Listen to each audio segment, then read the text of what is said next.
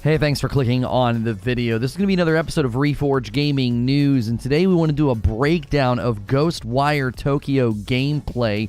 Wanted to really take a quick look at this footage because there's a lot of details coming out.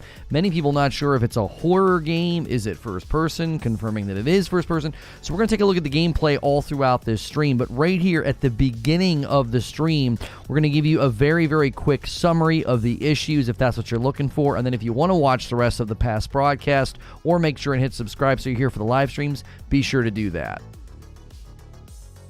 This is a Reforge Gaming update.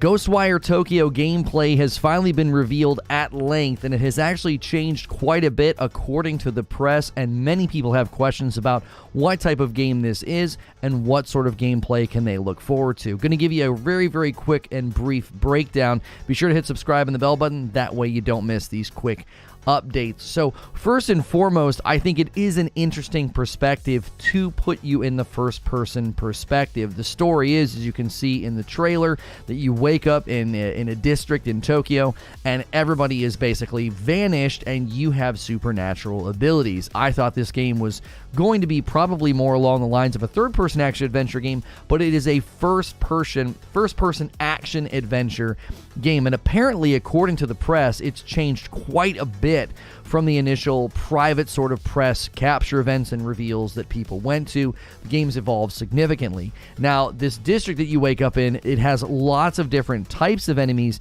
that have lots of different types of attacks, but you also have your own varied attacks as well, doing what they call ethereal weaving, and it arrives in 3 different energy forms: wind, water, and fire. You could even see there some of the attacks that that come in from the enemy can be blocked, and if blocked perfectly, can be parried and then sent back, adding a very sort of give and take to the combat. There seems to be a bit of a rhythm with what the enemies can do to you, blocking, even absorbing some of what they do, and then casting it back as well. I think they even said some of the things that they do to you, you can absorb, and it makes your attacks significantly stronger.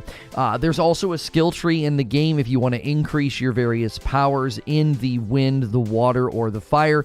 You have the ability to do that in a skill tree. They show a little bit of that in this video. We'll do a little bit of a breakdown, see if we can't sort of freeze frame it and grab some of the info for you. There is also a grapple ability to add to the verticality of the game, so you're not just sort of on the ground or in corridors. And they did say that traversal plays a very big role in the game. And again, that's one of the reasons why doing it as a first-person game does seem a little strange. This does seem like it was sort of ripe for a third-person action adventure game, given the verticality, the grappling, and everything else. Now, the most common questions people are asking are about those various things. You do actually get some other things to add to your attacks as well. They show off a bow in some of the footage as well, but the most common questions are, is it first person? I don't think people were expecting that, and it does seem that it will be entirely first person. I've not seen any footage of sections where you might be able to go third person,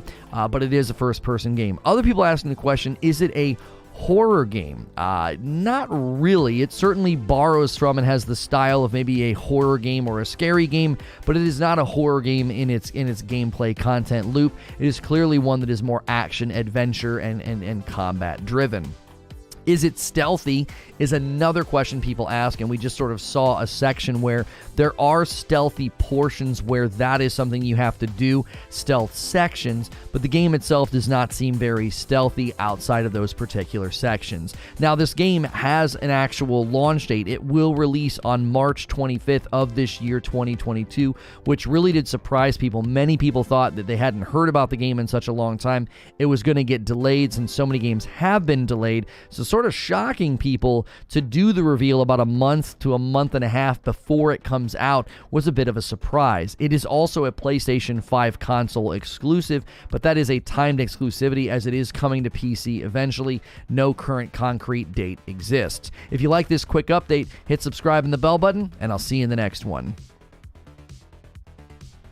And to the rest of you, good morning, good afternoon, and good evening. Welcome in to another episode. And yes, that is right. The name of our channels now falling under Reforge, as we've decided to drop the SNTR moniker. It shouldn't be confusing because logos have not changed. The schedules and the content are not changing, so we greatly appreciate you being here this morning. Make sure you have smashed the like button. Make sure you are in live chat. Thank you guys for a strong start on Monday. We didn't have really a big news story to break, and I thought, well, we didn't get to cover Ghostwire because it hit on a Thursday, and Fridays are from Friday. If you missed it, I did beat the final boss in Sekiro. It took me 5 hours. People were correct in the fact that it was going to take me longer than most of the other bosses that we engaged with, and so it was indeed a trial of will and endurance, and we did that on Friday. We are, yes, playing the new synthwave music. I'm going to play it for 15 minutes. They said that we should be good to go, and then, actually, I'm probably going to let it go for about a half an hour, and then I'm going to switch, because if it's still not working, I don't feel like getting 30-something emails at the end. Now, Barrier says, going to start this off hot. Ghostwire looks like a tech demo. Yeah, I mean, there are people that are worried. Somebody in chat was even saying it doesn't even look like the enemies are all that threatening. It just looks like they're kind of there to be like practice dummies for you to do like different abilities on. Nothing, significantly challenging about them. And I don't know. You guys will have to let me know what you think. We can adjust my framing here a little bit. This is from when I was playing. I was capturing some Sifu footage. I've not watched enough of it to commentate on the nature of whether or not it looks like a tech demo. I think the challenge is most of the enemies that you're fighting, they don't seem to do anything other than shoot what seem like pretty blockable attacks. I mean, here that thing is forming 3 dots, and then they came in. They actually came in pretty fast. That deflection looked pretty good in my mind. That didn't look like it would be necessarily easy to do. A Doctor Strange simulator. Let's just pull the chat. Good morning, Orphan Twin. Good morning to everybody. Again, make sure you go through your morning ritual, switch to live chat, and then make sure you press that like button. Give us a nice strong start. Let's see here. Ghostwire Tokyo gameplay. What do you think? Is it good? Is it meh? Oh, we'll just say average. Meh sounds negative. Is it good, average, or bad? Good, average, or bad? What do you think of the Ghostwire Tokyo gameplay? I, for one, think it looks really, really cool. The animations, the different attacks you can do. It definitely looks like a new concept, though. The idea of doing a game like this with this type of gameplay and this type of combat and not having it be third-person action-adventure is an interesting decision in my mind. A $10 tip from Dragon.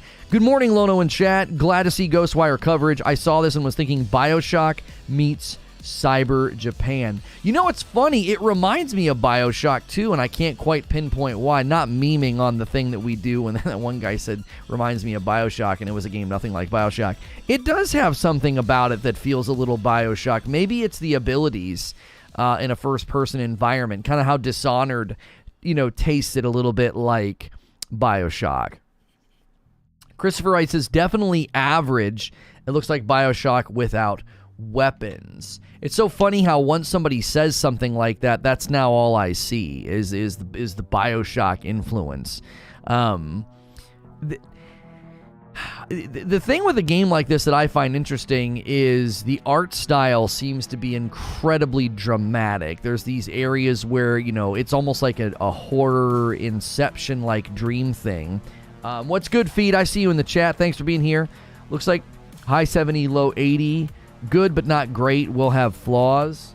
Yeah, make sure you guys stick around today. We will be diving into Sifu this afternoon. I'm going to do everything I can to fully understand this game. I've played through the opener numerous times. I'll play through the opener with you. We're going to do everything we can to figure out exactly how to approach combat in Sifu, because it's a very different game. It's incredibly fun, but a very different game. Yeah, I know there's customization. I didn't know that. I've not seen this portion of the video yet. So pre-order now. Where are we in the video? I can't... Hang on. I turned my monitor off because I didn't want it like reflecting in my face. Yeah, so the next section's like a deep dive with interviews. We don't necessarily want to watch that, so let's just go back to the beginning here. It ends up reflecting like crazy in my glasses, which I guess isn't a big deal when we're full screen. Sifu reminds me of Sekiro a lot. I don't get any vibes from Sifu being like Sekiro, especially the fact that like it's extremely hard to not take damage in Sifu. I don't know. No weapon, no thank you. Being like BioShock could be good or bad. There are definitely elements to BioShock that I wouldn't necessarily want replicated in other games. I mean, there's the nature of how loose the combat feels. There's the nature of, you know, not feeling like the guns feel all that impactful. But there's no guns in this. It's all ethereal weaving is what they call it in this game. And here's the story. They're kind of giving you the gist of it right here. Everybody just kind of mysteriously vanishes in this district and leave behind really crazy-looking supernatural beings. And then you wake up and you have, like, supernatural abilities. Sifu equals Sekiro hands-only. Yeah, I don't know. It looks like a Time Splitters spin-off. What's that called? What was that called? Oh, I don't even remember a Time Splitters spinoff. I don't remember that. I don't.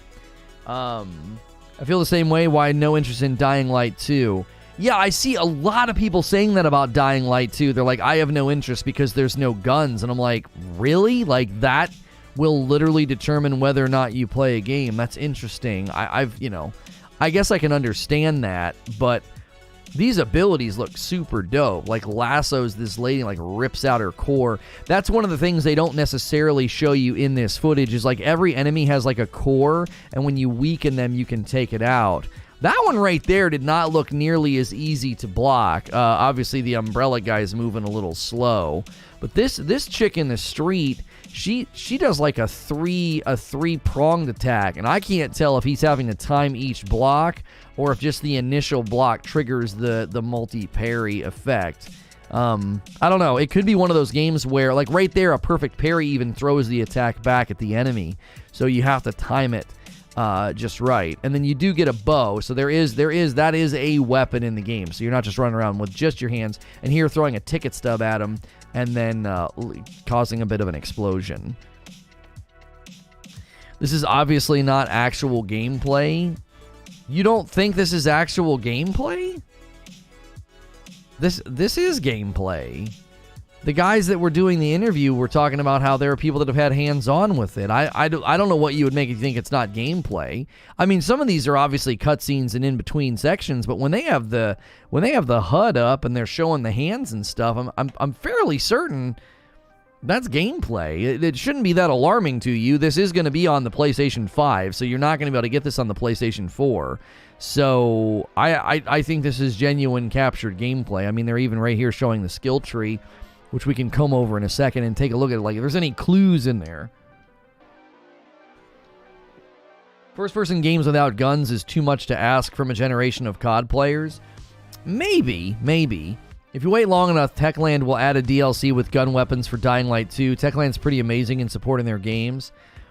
I just don't know if games like Dying Light 2 are meant to be played with a bunch of guns running around, you know? I don't know if that's the focus. If you guys are just tuning in, we are checking out the Ghostwire Tokyo gameplay, doing a bit of a breakdown on all the various things that you'll have at your disposal. They're showing a little bit of the bow gameplay here, giving you the option to play stealthily if you want. It is not a stealth game, but they did say there are stealth sections. This looks like that might be one of those sections where sneaking is a good idea. Here you can see, again, the core coming out. That's what basically ends the enemy, and you have to weaken them enough to rip the core out, and in that case, that was just basically an execution from behind to rip their entire core out. Dying Light 2 already has guns you can buy at the trader. Oh. The hand gestures look like Zenyatta. Oh, yeah, it does really reminisce. It looks really reminiscent of Zenyatta from Overwatch. I do think playing with spells in Ghostwire will be fun, like in Forspoken. See, the thing is Barrier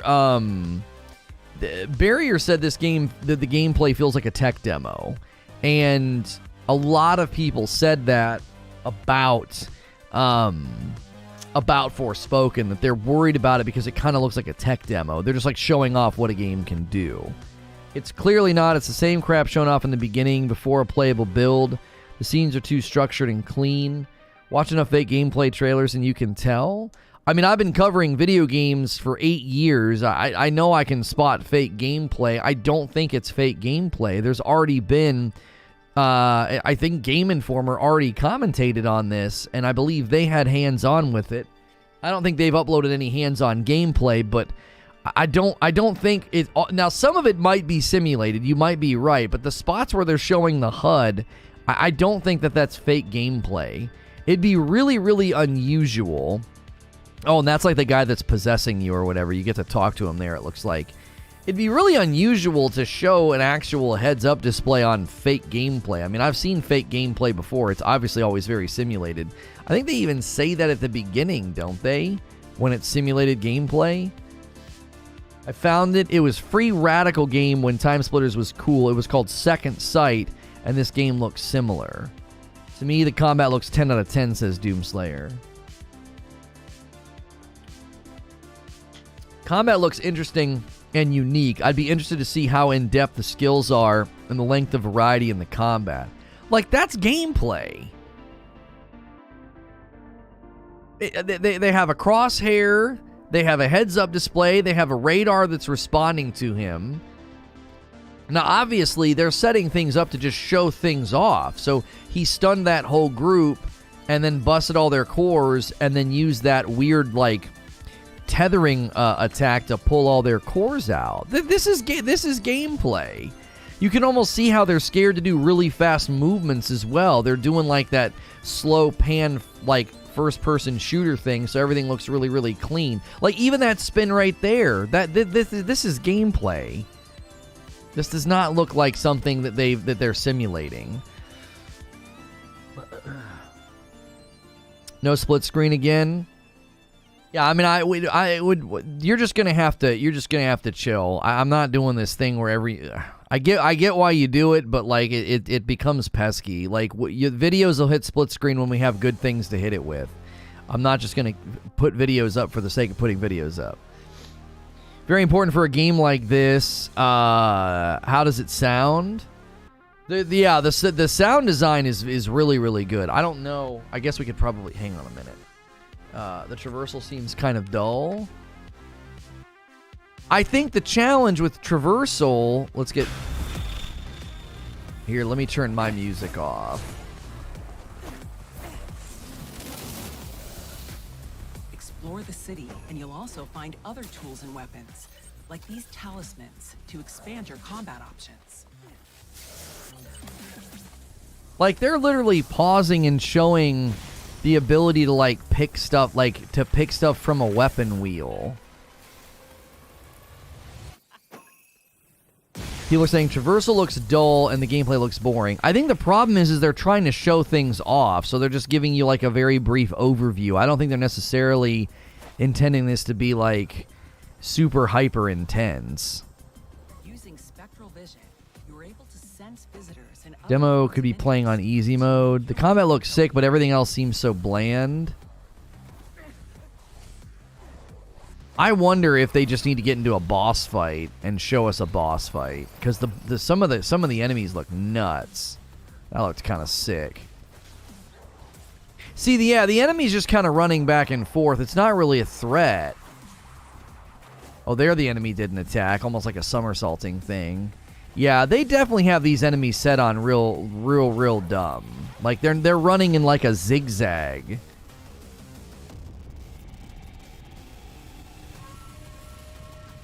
Like they're not even coming after they're not even like coming after you.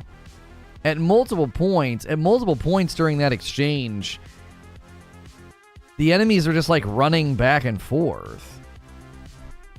It reminded me of Scarlet Nexus.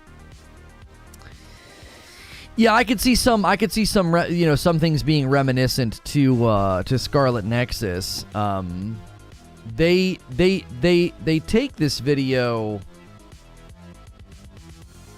Hang on, where's my mouse? So they take this video and they get into like discussions and stuff, which yeah, you can pet the dog. That's all that matters. But they don't show any new gameplay in most of these settings. It's mostly just like conversations about the game. Oh, they made the bow in real life. That's pretty cool.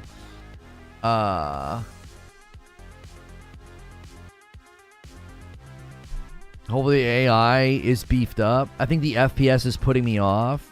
I'm telling you, I think that's what it is. I think the fact that it's a first-person game is messing with people. I think if this was an action-adventure game and this guy was, like, running around the city, almost like Watch Dogs, it kind of looks like similar to, like, the customization in Watch Dogs, right? Like, if he was running around the city like in Watch Dogs, I think it'd be a very, very different conclusion from a lot of people. I think people would say that it looks sick, but the fact that it's first person, it makes everything feel like slow and sluggish. Man, YouTube, back up to their antics again. What the frick is going on? If you guys are having to refresh, I am so sorry. It is not me. We were doing great, and then we just lost. We had another blip or something. We just lost like 50 people in the blink of an eye. I don't know what YouTube is doing. If you're having to refresh, I am really incredibly sorry. It's not something that is on my end. I'm not having bitrate issues. I'm not running this at a latency that should be causing any kind of buffering. But I think we're continuing to have problems with our video, with our streams early in the morning, it seems, and I don't know why. I like how this is different than Infamous with the first-person view, says Dylan. Infamous first-person, yeah, it's like Infamous first-person. Right. If you're just tuning in, there's a poll at the top of the chat. What do you think of the Ghostwire Tokyo gameplay? Most people saying it's average, about half of you. The other half of you are saying good, and then a small percentage are saying bad. Your screen's good. I can tell when something's going wrong. We were cruising, and then all of a sudden we lose like 40 or 50 people at a time. It's got to be, I think it's either mobile users or TV users or something. It's people that are on apps. I think they're doing something with streams, and it's causing some of the apps to act squirrely. Like that right there, I wonder, is he having to call out each individual block? Would be the question. Like, this section, I know doesn't have the heads-up display, but this section's gameplay doesn't look any different than the later gameplay when the heads-up display and the radar is there. I don't think this is simulated gameplay. At least it doesn't look like it to me. So this is a cyber spooky mashup? I don't know. I was having problems on desktop. Chat was not refreshing. Yeah, I can tell when something's happening because we get very bizarre. I get very bizarre behavior on my dashboard. You know what I mean? It's like we were cruising, and then all of a sudden, like a chunk of people vanish into thin air because they probably all get bopped or have to refresh. Alarian says, I voted bad. It genuinely looks like a tech demo. It's not on me as the consumer to dream up what the gameplay might feel like. What's being shown to me is super mindless. Yo, good morning, Kat. How are you? Hope everyone has a great day. Thank you, Kat. Let's just double checking. People put those coffee emotes in the chat, and I'm never sure if that means. Let's take a look at the skill tree. We haven't done that yet. I got to get my monitor on. Turn my monitor off because it's like freaking reflecting in my eyeballs. Let's see here. No, let's go back again. Let's pause. So he like uses like a piece of paper there. So his first ability that he highlights. Can you see it when we first get in? No. In between them is a Megatama is required to unlock skills beyond this point, it says. So that's not giving us any detail. Let's see. Pedestrian skill tree. 32 abilities. So right here, yeah, there's 32 abilities.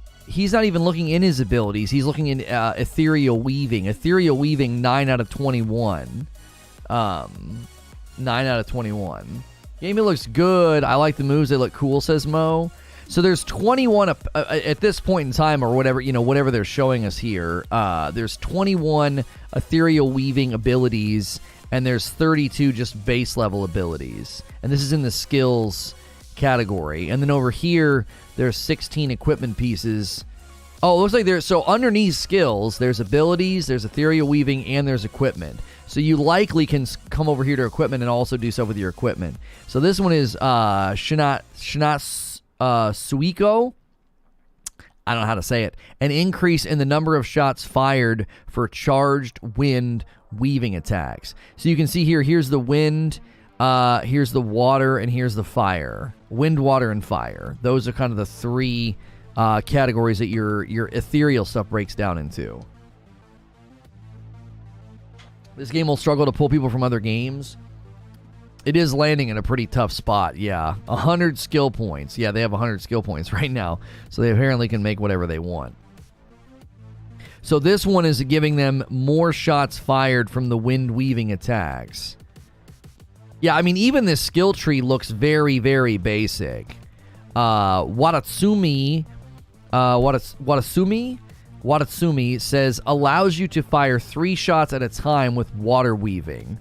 Look at how many skill points it takes to unlock. So they have 100, and it takes 15. It looks like to unlock that. I think because they have 100 up here, and down here it says 15 out of 100. So that's how many it takes, I guess, to unlock. This is releasing March 25th. So it is landing the end of March, and after February, it might be kind of tough on it. I don't know.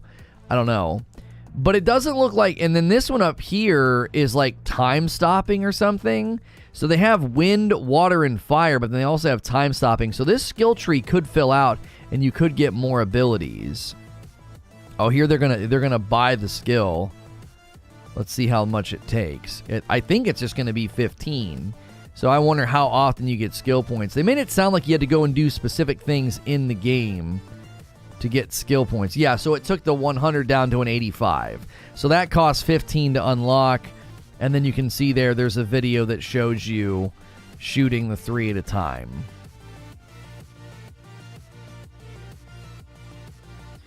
Most people that like this game, like myself, are probably mostly first-person Skyrim players. What's good, Old Soul? Speaking of games that struggle, did you see the clown article that Halo went out of top 5 but is still 6? I was like, what a crap article.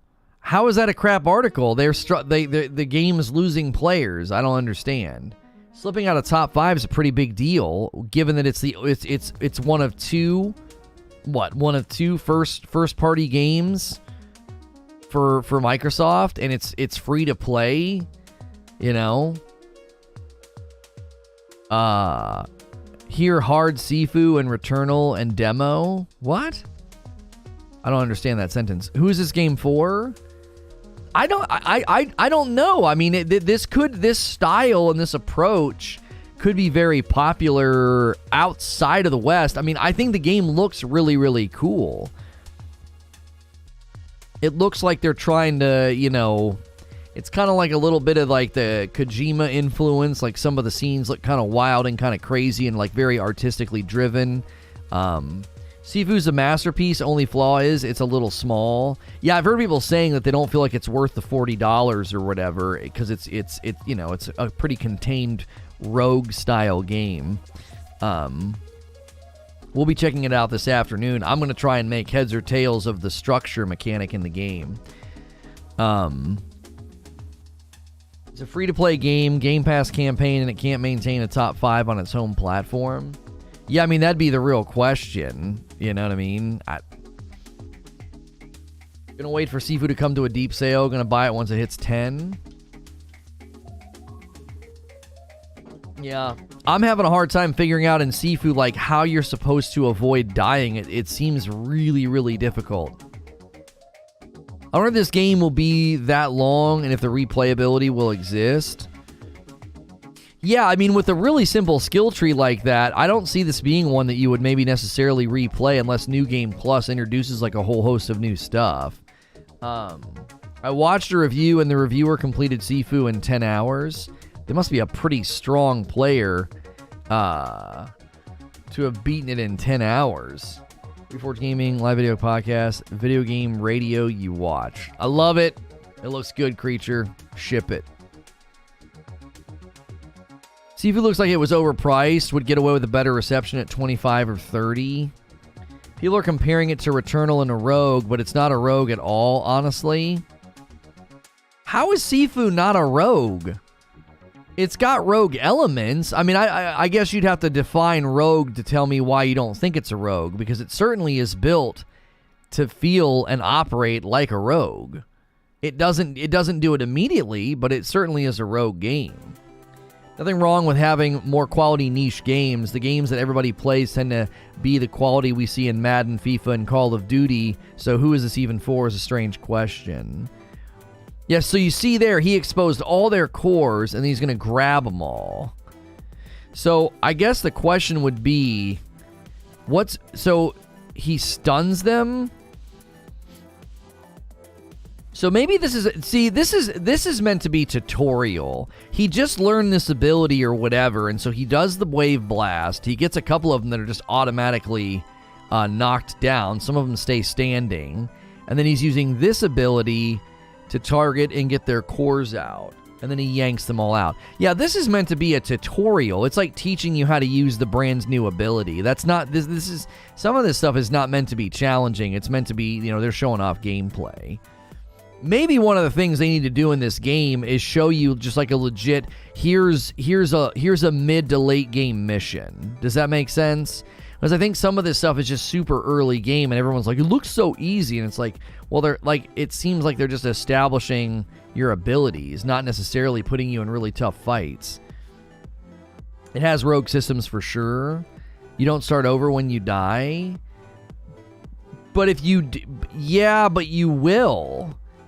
You certainly will start over if you die too many times in Sifu. It's not like a traditional rogue where death you go back instantaneously. But yeah, it's a rogue. I would say it's a rogue light, like a light switch that you turn on but spelled the other way. It's rogue light. There's rogue like with a K, and there's rogue light like a light switch. Rogue light, again spelled differently. It's got light elements of rogue in it. It also seems like these creatures that are out and about, there's definitely some trash ad versions of them that you can farm for stuff.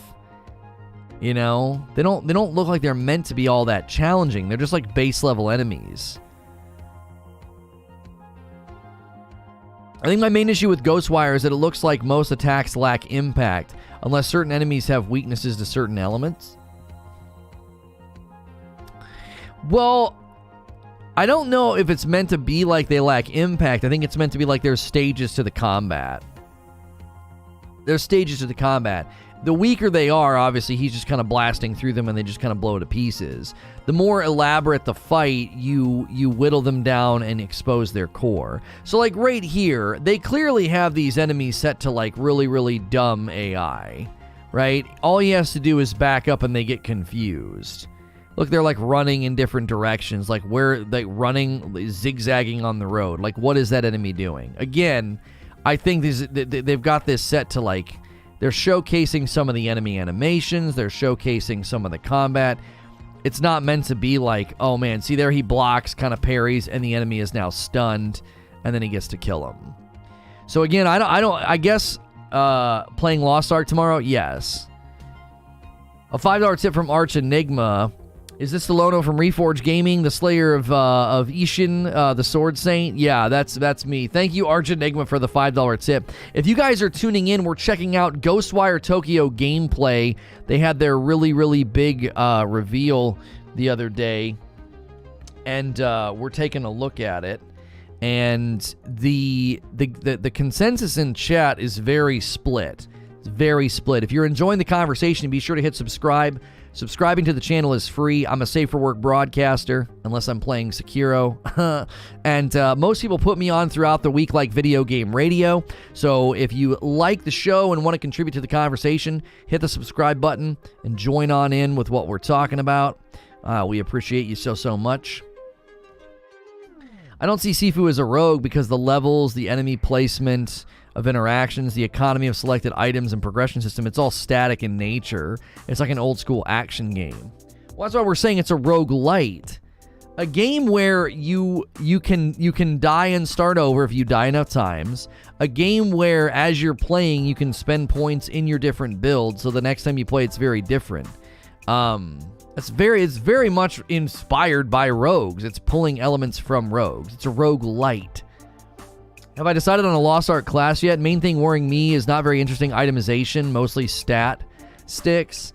I mean, I really liked the Gunner, the Artillerist. I really enjoyed it. I thought it was a good time. And so I'll probably go there again. Slayer's a strong word. I get what you mean. Slenderman just got hit with a fireball and then he dropped to the ground instead of showing impact. Right. Yeah, it looks good, Creature. It looks good. I checked it out on my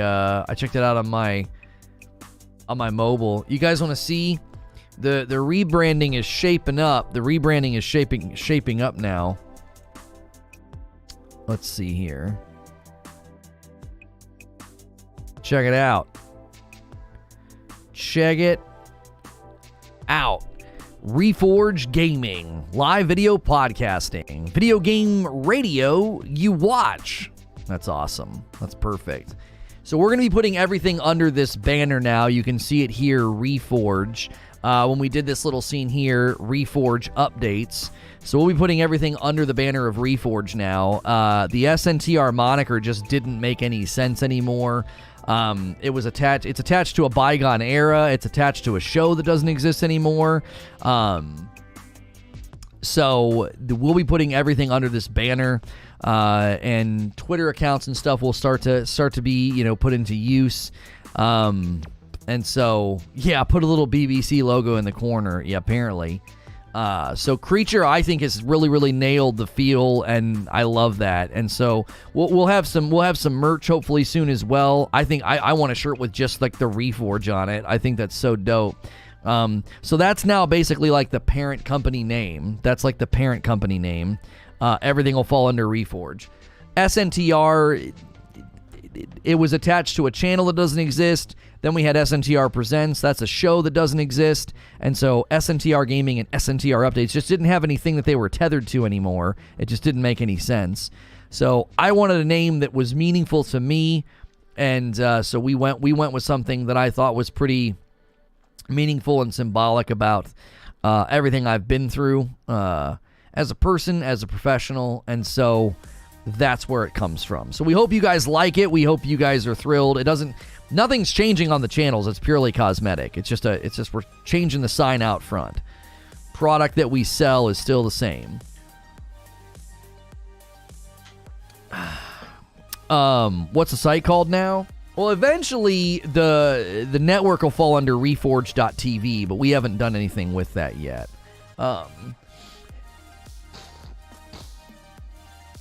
So the Reforge.tv we'll start to use that and put everything under that moniker. Rageous Roast will not be rebranded. We don't see a reason to do that. We really love our coffee, which, by the way, you can get our holiday blend on sale right now.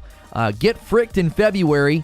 If you use code GetFricked, you can get the Frickmas blend for 20% off on the website. So go to rageousroast.com or use the coffee command in chat.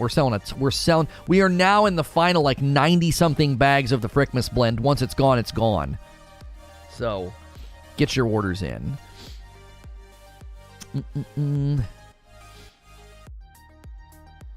That means no more long hair ever. I don't really know if I'll ever go back to long hair, Mo. I mean, it's not a commitment, you know what I mean? I'm not taking on a vow, but I like my hair how it is. Long hair is a giant headache. So if you guys haven't done so yet, push the like button, take the poll at the top of the chat. We are about half an hour into the poll in the show. Ghostwire Tokyo gameplay, what do you think? Is it good? Is it average? Is it bad? Most of you are saying it's average. I wonder if it's because they're just going slow. They want to show everything off. It does, the more I watch it, it does look like they've gone extremely slow and almost maybe too methodical in their showcasing. Worthy is my name with a $5 tip. I remember folks cried about Returnal being too difficult and inconvenient. To each their own. No offense to my fellow gamers. Good morning. Good morning, Worthy is my name.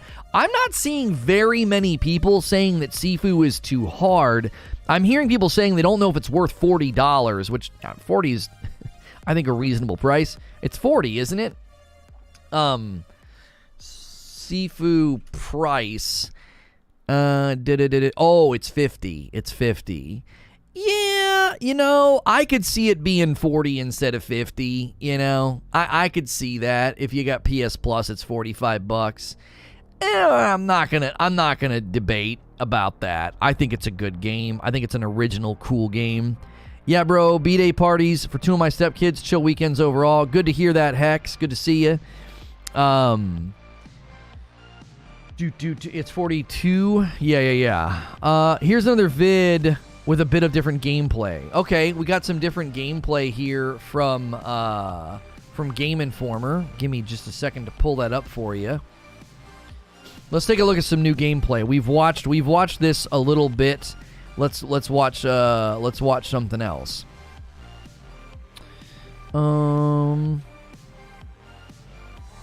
Is that it? Is that the one I'm looking for? Game Informer?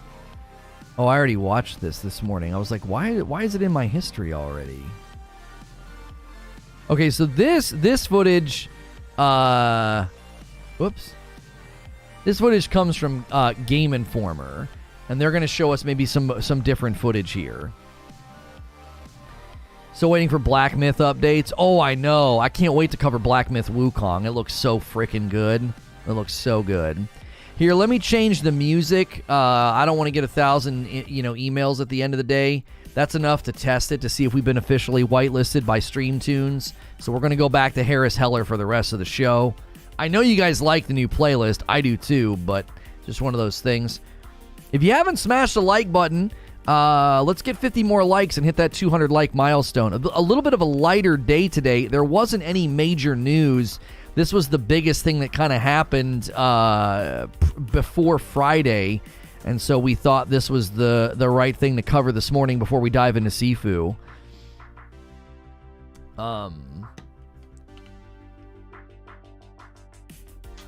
Shiv Mom says, suck Sifu, not 9 out of 10, 4 out of 10. You're not even typing in complete sentences. Do you want us to review your ability to type clear communication in my chat? You're not doing very good. How do you feel about the dev charging extra for early access to games? In the case of Sifu, it was supposed to be available yesterday, however, was delayed due to an issue with the PlayStation Store. I mean, yeah, I don't necessarily... I don't know why they did that. I don't know if that's going to be like a new thing, I don't know. So they absorb something here and they're like floating down. I don't have a strong opinion about that, you know what I mean? Congrats on finishing Sekiro. You actually got me wound up to try to finish the last Sword Saint battle, and I did it thanks to you somehow. Hey, man, I went in there and I almost quit multiple times, so I'm glad you were able to do it. If you're new and you're just tuning in, we're checking out Ghostwire Tokyo gameplay. This is some new gameplay that we haven't watched yet by way of Game Informer, so thanks, Game Informer. This is on their YouTube channel.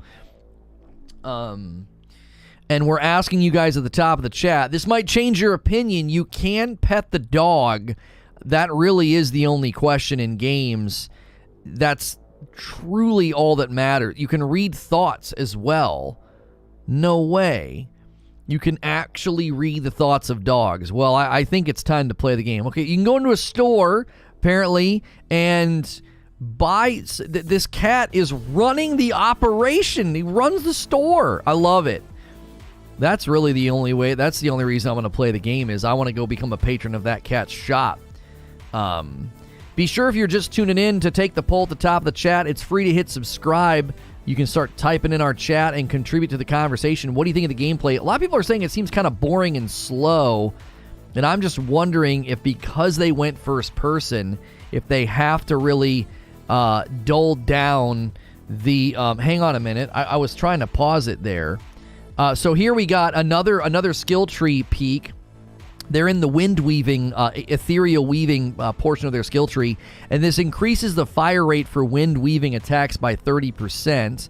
And then they come over here. Okay, so here's the equipment skill tree. So we were correct in theorizing that the equipment has a skill tree, and it looks like you've got the cards that you can throw at the top. You got a bow here, maybe some kind of a bracelet. I don't know. Yeah, these cards that you throw are called talismans. And then this down here, and then I guess these down here are consumables. It looks like a bottle of water and something else. Maybe they'll crowd around. So here is a quiver boost for your bow. Increase the bow's quiver size to 13 arrows. And they're going to buy that for some skill points. So it looks like you can really dig into whether or not you want to be ethereal in your build. Here's a bit of a sample of the map. Hang on a minute. So here's a convenience store. You can spend money to buy arrows, consumables, and more if you want to go there. Here's a shrine. You can fast travel to it.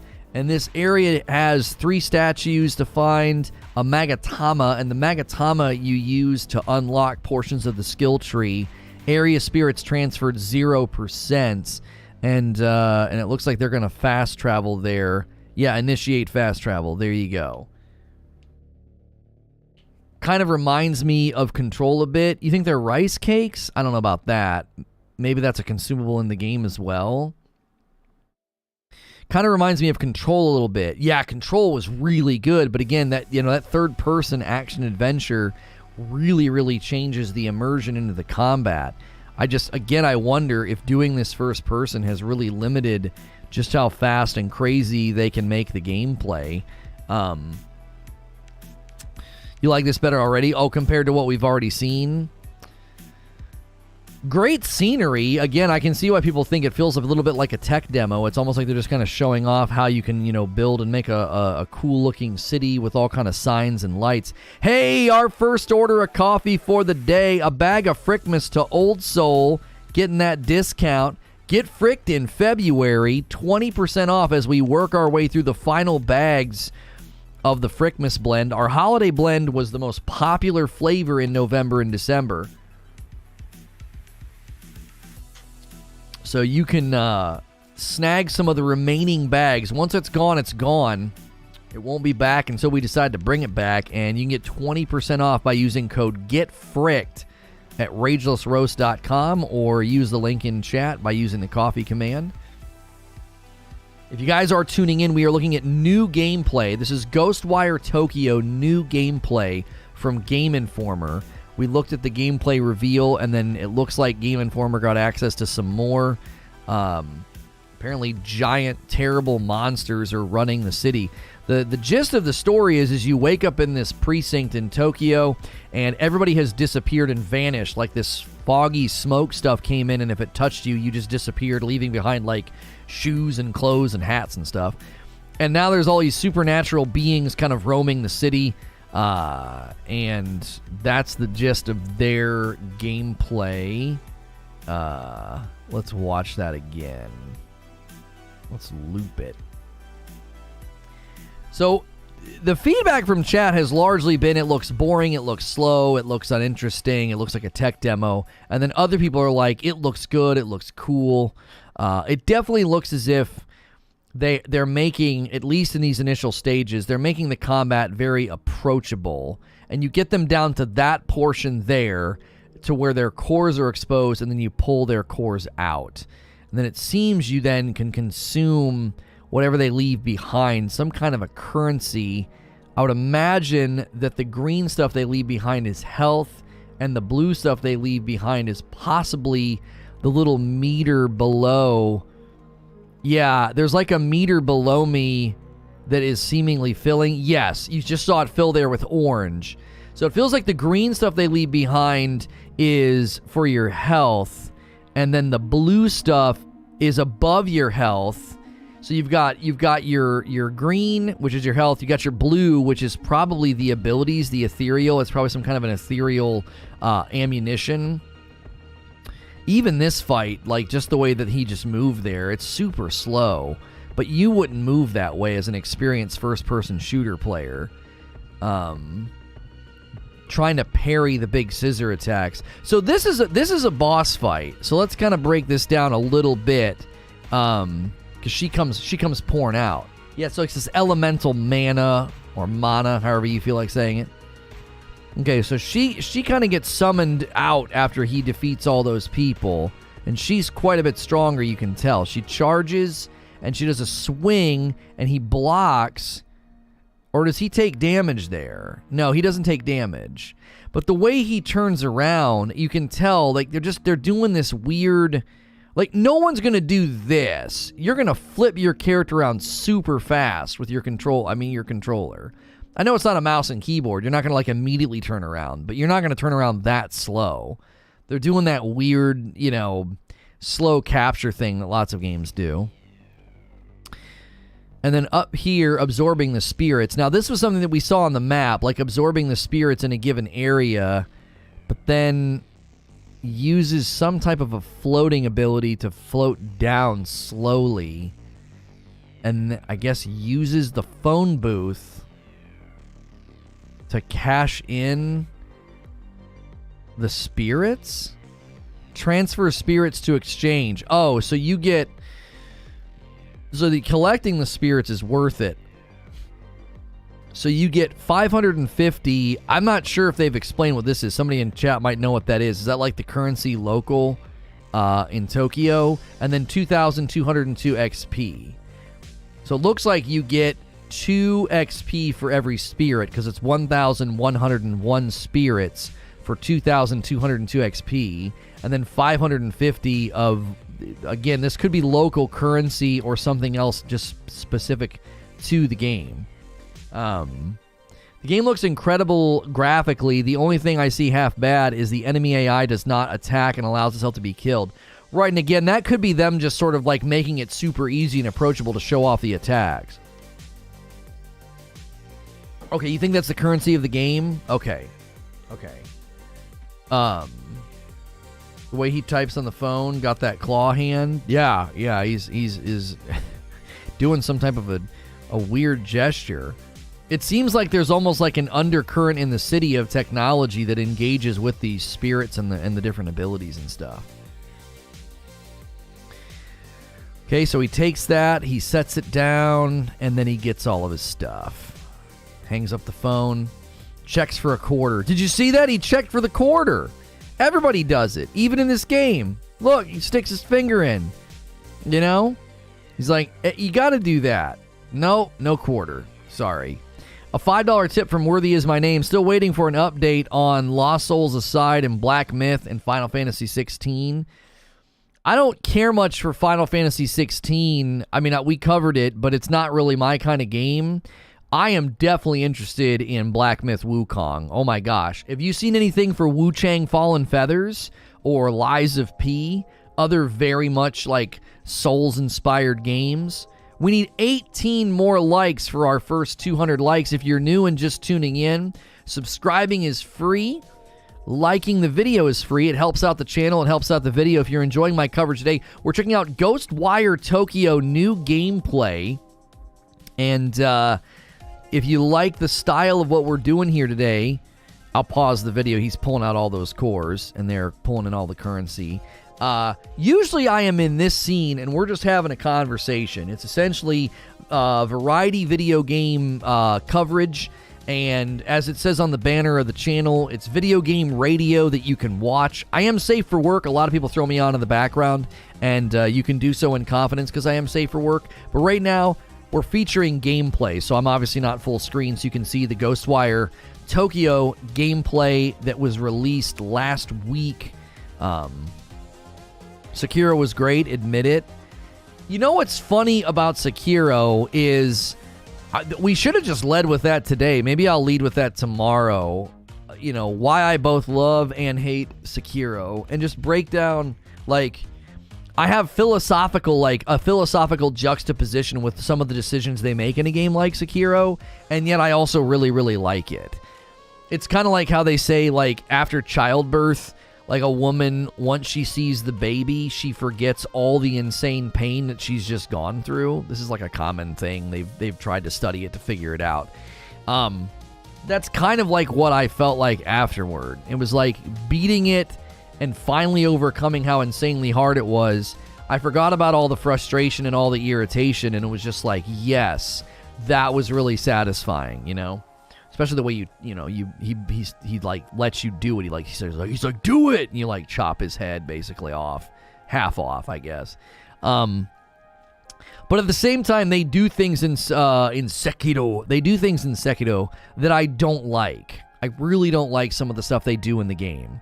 The combat's phenomenal. The game is beautiful. The story is great. But they do things in the game that irritate the fire out of me. And I don't necessarily think it's bad, but I don't like it. Baker with a $10 tip. I missed last week in the name change. Congrats. Just another step forward to becoming something new and better. Love the name and the symbolism. Keep it up and appreciate what you do. Thank you, Baker. I appreciate that very much. If you guys missed it, we have officially rebranded to Reforge Gaming, and the updates channel is now Reforge Updates. It's literally just us dropping the moniker of SNTR and putting everything under the brand and the parent company of Reforge. And the reason we're doing that is we just felt like SNTR wasn't attached to anything anymore, and because of that, we wanted the name to be something symbolic and meaningful to me personally, and it took us a while to come up with something that I really, really liked, and we were thrilled that it was basically not being used anywhere. So if you're just tuning in and you have never been here before, we want to hear your thoughts. What do you think of the Ghostwire Tokyo gameplay? There is a poll at the top of the chat. A little bit lighter in the results on the poll today. Ghostwire Tokyo gameplay, what do you think? About 344 votes. Average is what most people are saying. 52% of you are saying it looks average. 40% are saying good, so that's pretty good. I mean, that's 90% of you are saying it's either good or average, and only about 8% of you are saying that it looks bad. So this is actually new gameplay that we've been watching here from Game Informer. The footage that's largely, if you guys haven't seen it either, this is what the rebrand looks like. There's the banner up at the top, Reforge Gaming. I really like what Creature came up with. You didn't notice? You likely didn't notice. It's literally just a name. It is literally just a name.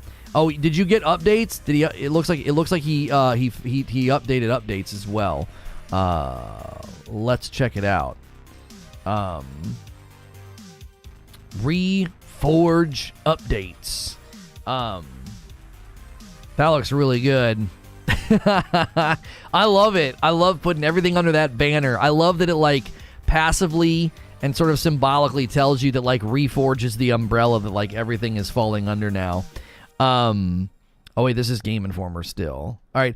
So here's the official showcase. So this was the February official showcase of Ghostwire Tokyo, and this is what most people are responding to on the poll. Saying that it doesn't. Now it's right here. Hang on. Okay, it says some camera angles adjusted for trailer use. Footage captured from a PS5 system. So this is not simulated. This is genuine gameplay on a PS5.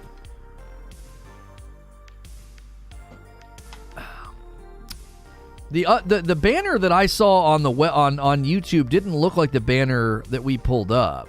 Where are you using a different banner, Creature, or are you just zooming in to crop? No, that's a different banner. Maybe it just takes a second to update. The banner in Discord's amazing.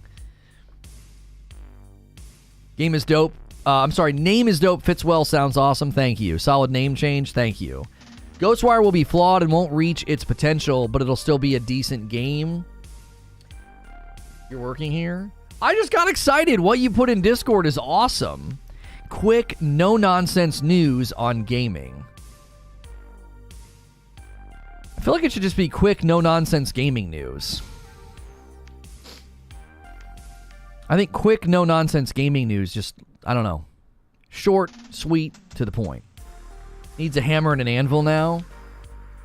This reminds you of Prey. I can see some elements and influences of Prey. I got really annoyed in Prey, to be quite honest. I just got really annoyed. I got late stage in that game and just was not enjoying it. It started out so good, and I don't know, the combat just started irritating me. I did not think it was very fun. Will the Discord banner change as well? We have a banner in Discord? Where do we have a banner? I didn't realize we had a banner. So what is it in server settings? We have an image. We have a logo. I didn't even realize we had a banner. Why flawed? Yeah, I'm curious. I'm with Mo. Why do you think it'll be flawed? Why do you think the game itself will be flawed? I don't know why. I've had a major love for dwarves and hammers and anvils and forging lately. Well, I mean, I don't know.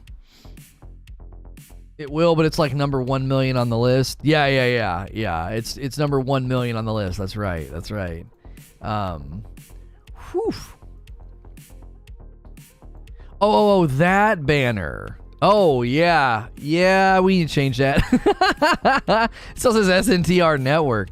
I don't even know how you see that. Oh, it's because the Reforge Gaming news is in the way. The stage is in the way. I can't see it. I can't see the banner because the stage is in the way. Yeah. We'll update that. We'll update that for sure. There's a lot of things, we'll have to go through and clean up. I'm not exactly sure what to think about this game yet. I mean, it's not out yet, which certainly is one of the things that I think is going to cause people to just kind of like wait and see, you know, if they want to get into it. There's a variety of responses today saying like it looks like a tech demo, it looks too slow, it looks too boring. You know, there's been a lot of different responses today. Quick no-nonsense gaming news. Yeah, that looks super, super good. That looks super good. Yes, that looks clean. So clean. Love it. Love it. I do like the verticality with the yokai ghost and the torii gates. The stick of the joystick is the hammer, and the base is the anvil. Grab yours, put them together, and forge your epic adventure today. I'm not a fan of games where your primary weapon reminds me of Madonna doing a Vogue dance. I mean, listen, I can see that. I can see that. I'll be honest with you. I'm curious what you guys think. How many of you play Sekiro? Not Sekiro. How many of you guys play Skyrim first person? I don't get that at all. People in chat the other day blew me away how many of them played Skyrim first person. I'm like, why? Other things I saw this weekend, what's your guess out of the hat when we'll see GTA 6 3 or 4 years from now? 5 years from now? I don't think we see GTA 6 before 2027. I guarantee you 5 years from now, maybe more. 5 years minimum. 5 years minimum on GTA 6. They make way too much money on GTA 5, and they have an absolute just mountain size of expectations to hit. It's going to take them forever to build it. It's going to be ridiculously hard to build GTA 6. Jeff says 2030. First person. When I do it when I use magic. I use both, says Detroit. Skyrim first person for life, says Skiffy Skiffles. First look at gameplay, so although we're going, it wouldn't be overly critical. Yeah. That's horrible. What's horrible, Dutch? When I'm predicting it's going to come out? Same with ESO. Yeah, I can't do first person in those games at all. Whether it's Elder Scrolls Online or Skyrim, I don't know. That's why this game, the other game that's like strangely going to be first person is that Avatar game. I'm like, why? Why would you not do third person? Oblivion and Fallout were always first person for me, except for parkouring. At that rate, we'll be playing GTA 6 on a PlayStation 6. GTA 6 is probably going live service. Oh, for sure it's going live service. I can't see why it wouldn't.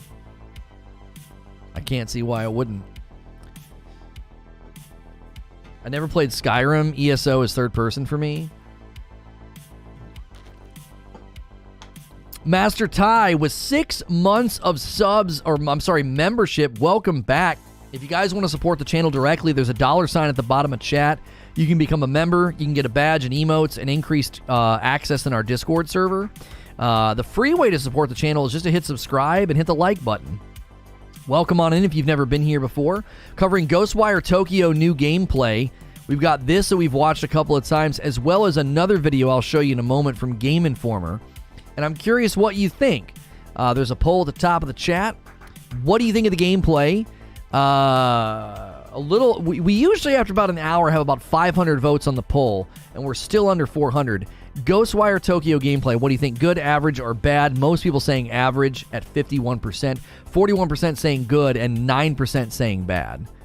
Are you going to be playing any other games coming out this month other than Elden Ring? We'll be playing Lost Ark tomorrow. We'll be playing Sifu this afternoon. We'll be playing Horizon Forbidden West when it comes out. We got a lot of games coming out that we're going to definitely check. We're wanting to put a lot of time into Lost Ark, hopefully niche down into it the way we did with New World. This combat basically looks point and click. I think that's why people are saying it looks like a tech demo, is because they definitely have this either slowed down or the AI turned way down just to showcase what you can do and not necessarily making it challenging. But again, I think when you do an action-adventure game first person, I think you have to make sure that the combat is accessible and, doable and not... See, look at that. She did an attack that he jumped over. You see? I don't think the combat in this game is going to be particularly easier the farther you go. She pulls back the blade and it glows purple, and he knows that means I got to jump over whatever this is. So, I don't know. I get why people think it looks like a tech demo and too slow, but I don't think the attacks in this game are going to be like, no nonsense and super easy. That guy back there just threw a street sign. 10 months of members from Baker. Can't believe I've been brainwashed this long to double dip. Must be something in the coffee. Thank you, Baker.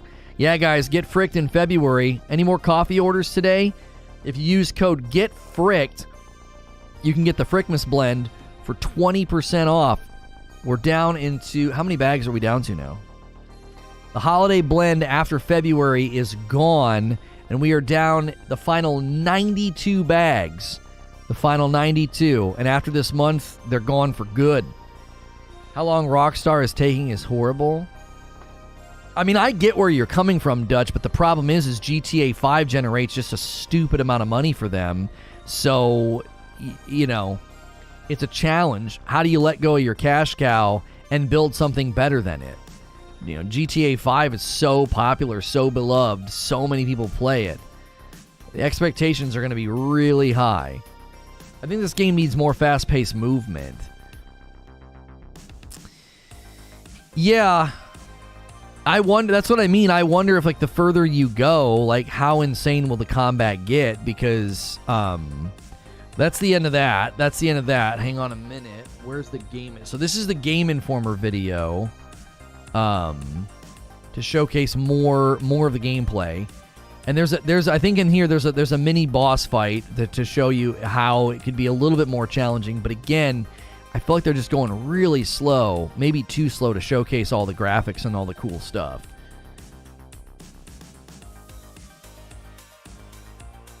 So quick to judge a game, it looks great.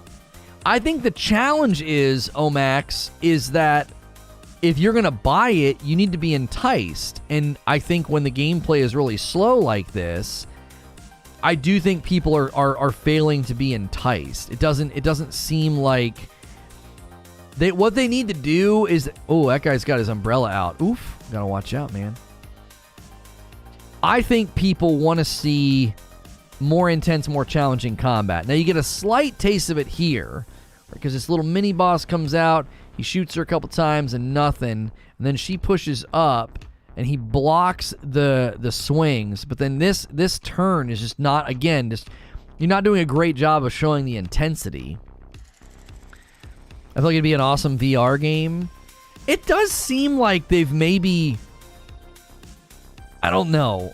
Maybe they've built it for a really, really nice VR port. It does remind me of a VR game with the hands in frame and everything being kind of slow. This is Mikami's studio. I have faith in the gameplay. What's Mikami known for? You're going to have to educate me. Hey, Lono, I think the attacks are cool, but the fact that your character only walks, it makes the combat look sluggish. Maybe that's the issue. Maybe like, again, they're doing that slow pan, slow walk, slow capture gameplay, and because that's how they're approaching the gameplay, it makes it look like incredibly boring, like nothing's happening. I think sometimes it comes down to capture method. Like, they want to capture gameplay and make it exceptionally slow and you know, they don't want it to... Like, if you watch somebody play games like this, they're usually moving really, really fast. Mikami made the OG Resident Evil games and Resident Evil 4.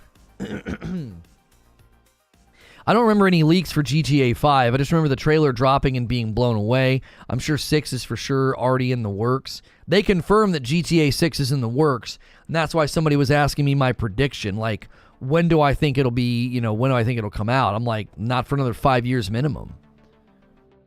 It somewhat reminds me of the Dishonored gameplay. Lots of tools to play in the playground. My problem is that you're not doing it justice in the demo by the cinematic slow walk stuff.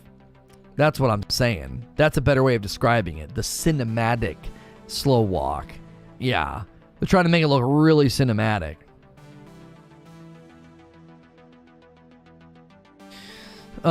David Blaine hands fighting a ghost. Let me show you a trick. Yeah. It does kind of feel that way a little bit. Here you can see the map, and hang on a minute. Let me back it up. So here on the map, you can see up here in the corner, they've got total spirits transferred 0.21%. So they've only transferred almost 500. There's 240,300 spirits to transfer. They're currently synergy level 15, which I guess that's like your character level. And they need like another, 6,000 XP to level up their synergy. Here's their skill points. 0 out of 12 here. I don't know what that's for. Maybe that's what they turn in. That's like the little paper he's holding. Oh yeah, because it says here when he goes to this area that there's 12 potential spirits in the area. Reward a Katashiro. Oh, that's what this is. 0 out of 12 Katashiro. Yeah, I mean, I guess maybe if you get the spirits in that area or something, you get the Katashiro. I'm not actually sure. But then they've got your skills, inventory, missions, database, all that up across the top. So there is a map clearing element to the game, for sure. They also only said the next installment of GTA. They never actually said GTA 6, putting more fuel in the live service fire. Mysterious Fog, Currency, Dumb AI. Is it trying to be a BR? Didn't they lose their creative director at one point? The game looks a little rough and generic considering the delays. Snavarette, the one Game Informer video I watched, the guy watching the footage indicated that it looked very different from what he said. Looked very different. Schreier has stated that GTA 6 will likely release in the fall of 23 and it'll slip into 24. I mean, how long have they been building it if that's the case? I have a really hard time believing that. I don't know. A really hard time believing that. How long have they been working on it? I mean, they confirmed they're working on it literally in February of 2022. So have they been working on it for, I don't know, 3 to 4 years? So a year into next year would be another, and including this year, that would take it to 5 or 6 years on development cycle. All of this year and next year would be like another 2 years of dev cycle. I don't know, man. I'm thinking 5 years minimum.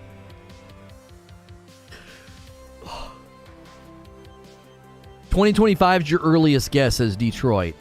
At least 2 years of dev to follow when they work on a project. At least 2 years of dev of follow. At least 2 years. I don't know when to work on the project. Ghostwire definitely doesn't look like the first trailer. Yeah, that's what we should find. We should find like the very first trailer. That's what we should do. Did they show gameplay? I think the very first gameplay, I think the very first trailer for Ghostwire was just like super eerie, creepy, and they didn't actually show, you know what I mean? Different from what we are seeing or what was initially planned. The guy made it sound like that he went to a capture event and saw gameplay that looks like nothing like what we're seeing. Ghostwire Tokyo trailer. Let's find the original trailer. Wait, this is something from 4 months ago.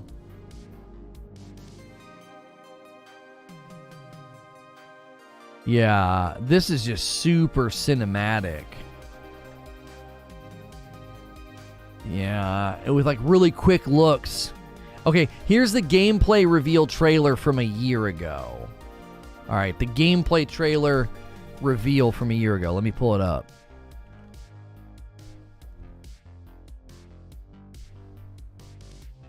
Make sure it's at 4K. Turn that off. Okay, here we go.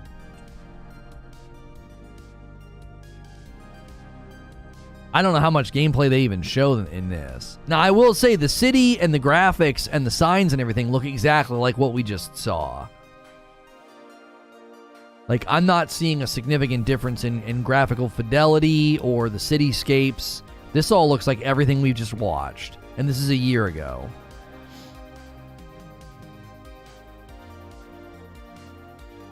But they're not really showing gameplay here. They're just showing lots of quick snippets.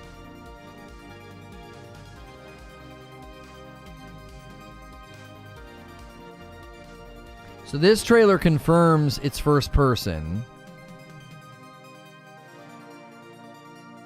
Yeah, this is... I guess that hints at maybe it being multiplayer, unless those are bad people coming down that you have to fight. I don't know how you're supposed to read that.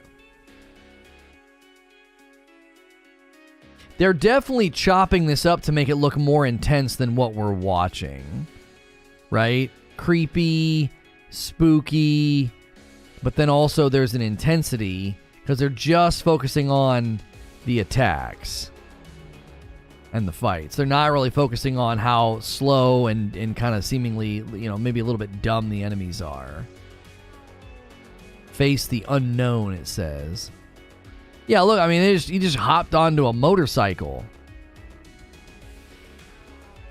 Yeah, I mean, if there's anything I would say about that compared to what we've been watching today, is that the difference seems to primarily be that the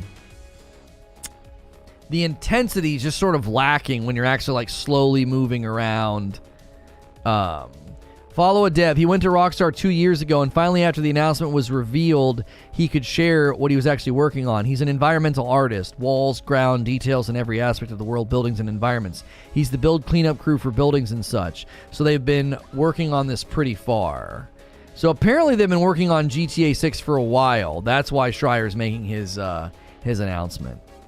If you guys missed the rebrand, we did it this last Friday, dropping the SNTR and putting everything under the Reforge banner, sort of the new parent company of everything that we do. No more SNTR Network or SNTR or any of that. It's all under Reforge. So Reforge Gaming, there's Reforge updates. Those are all the quick 4-minute updates that we push out.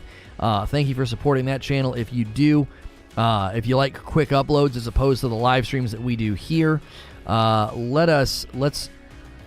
yeah, if there's one thing I would say about the difference between this footage here that they're showing us and that reveal trailer from a year ago, it's that when you see points A to Z in the combat, the intensity kind of leaves the room. And again, I don't know if that's because they have everything set to easy or they've slowed everything down because they just want to show off the graphics and stuff.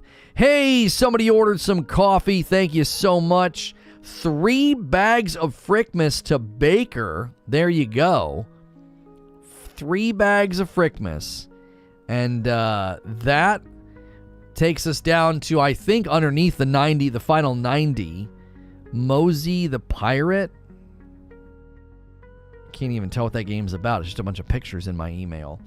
A 6-month membership resub from MJ Talks. GTA 6 will be the first game released without Dan Houser leadership, which makes the first of the franchise. I'm very concerned how GTA will release. Really? Well, there you go. There you go. There's somebody saying that with the leadership changes, MJ's actually worried about how it's going to turn out. Yeah, we now are down to the final 89 bags. Baker taking us out of the 90s, ordering 3 bags of Frickmas. Thank you, sir. Need it to last until Christmas when it comes back. Probably will order more in a few days. I appreciate that.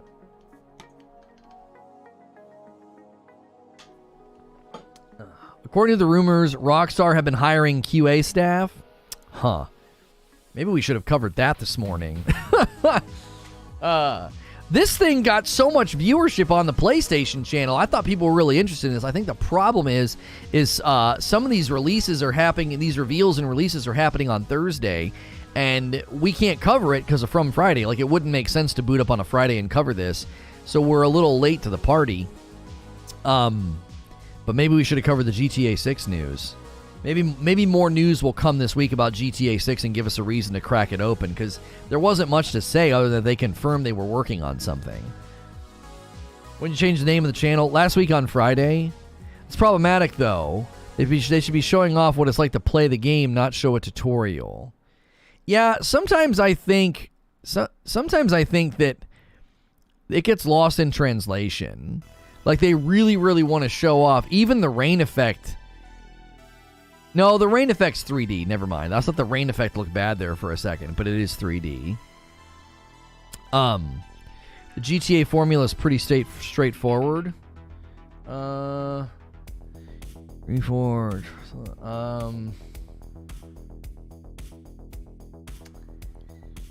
I don't know. Maybe it should be the white on the yellow doesn't work. The white on the yellow doesn't work. I don't know. I think the logo you're working with in general is not fantastic. I think that's part of the problem. I think we're working with a bad we're working with a bad canvas, and that's why we can't do anything with it.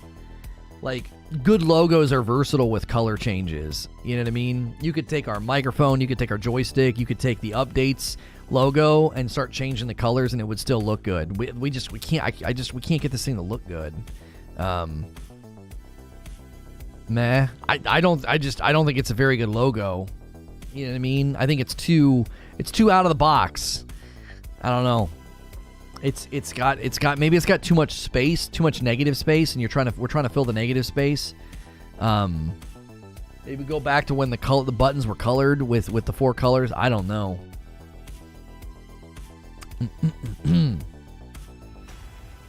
Ghostwire would have been better in third person. That's exactly what I said. Like, I said the same thing when they said that the Avatar game was going to be first person. I said, if I'm going to be running around Pandora in Avatar, I don't want to be in first person. I want to see my character. You know what I mean? Like, you could have this guy walking around looking like something out of Watch Dogs, doing all his different abilities. But I don't know. I think they put a lot of stock in the hand motions. Oh, just crapping on Creature's work? No, the Reforge rebrand has been amazing. He's working on a logo for another channel, and we can't land it. I think the base logo just isn't where I want it. I think that's the problem. What game are you more excited about? Horizon Forbidden West or Elden Ring? Oh, probably Elden Ring, because we're going to be able to do a lot more with Elden Ring. Horizon Forbidden West is going to be beautiful and super fun, but after a couple weeks, I'm not going to be able to do anything with it. You know what I mean? I like to create content. I like to foster community. I like to break games down. And I think Elden Ring is going to give us more opportunity to do that. I hope they don't cut the narrative out of GTA. Trevor, for example, is an amazing character. Yeah, I wouldn't think they would take the... Well, I don't know. With GTA, they may lean more into live service and be like, we don't really care about the story. It's clear that GTA Online is the moneymaker. And, you know, I don't know. Maybe they'll just officially announce that's the next game. You know. GTA Online something, or GTA and then some other banner underneath. What's this game about? What's the genre? Is it Souls-like, beat-em-up adventure? Yo, it's good, Freeze Frank.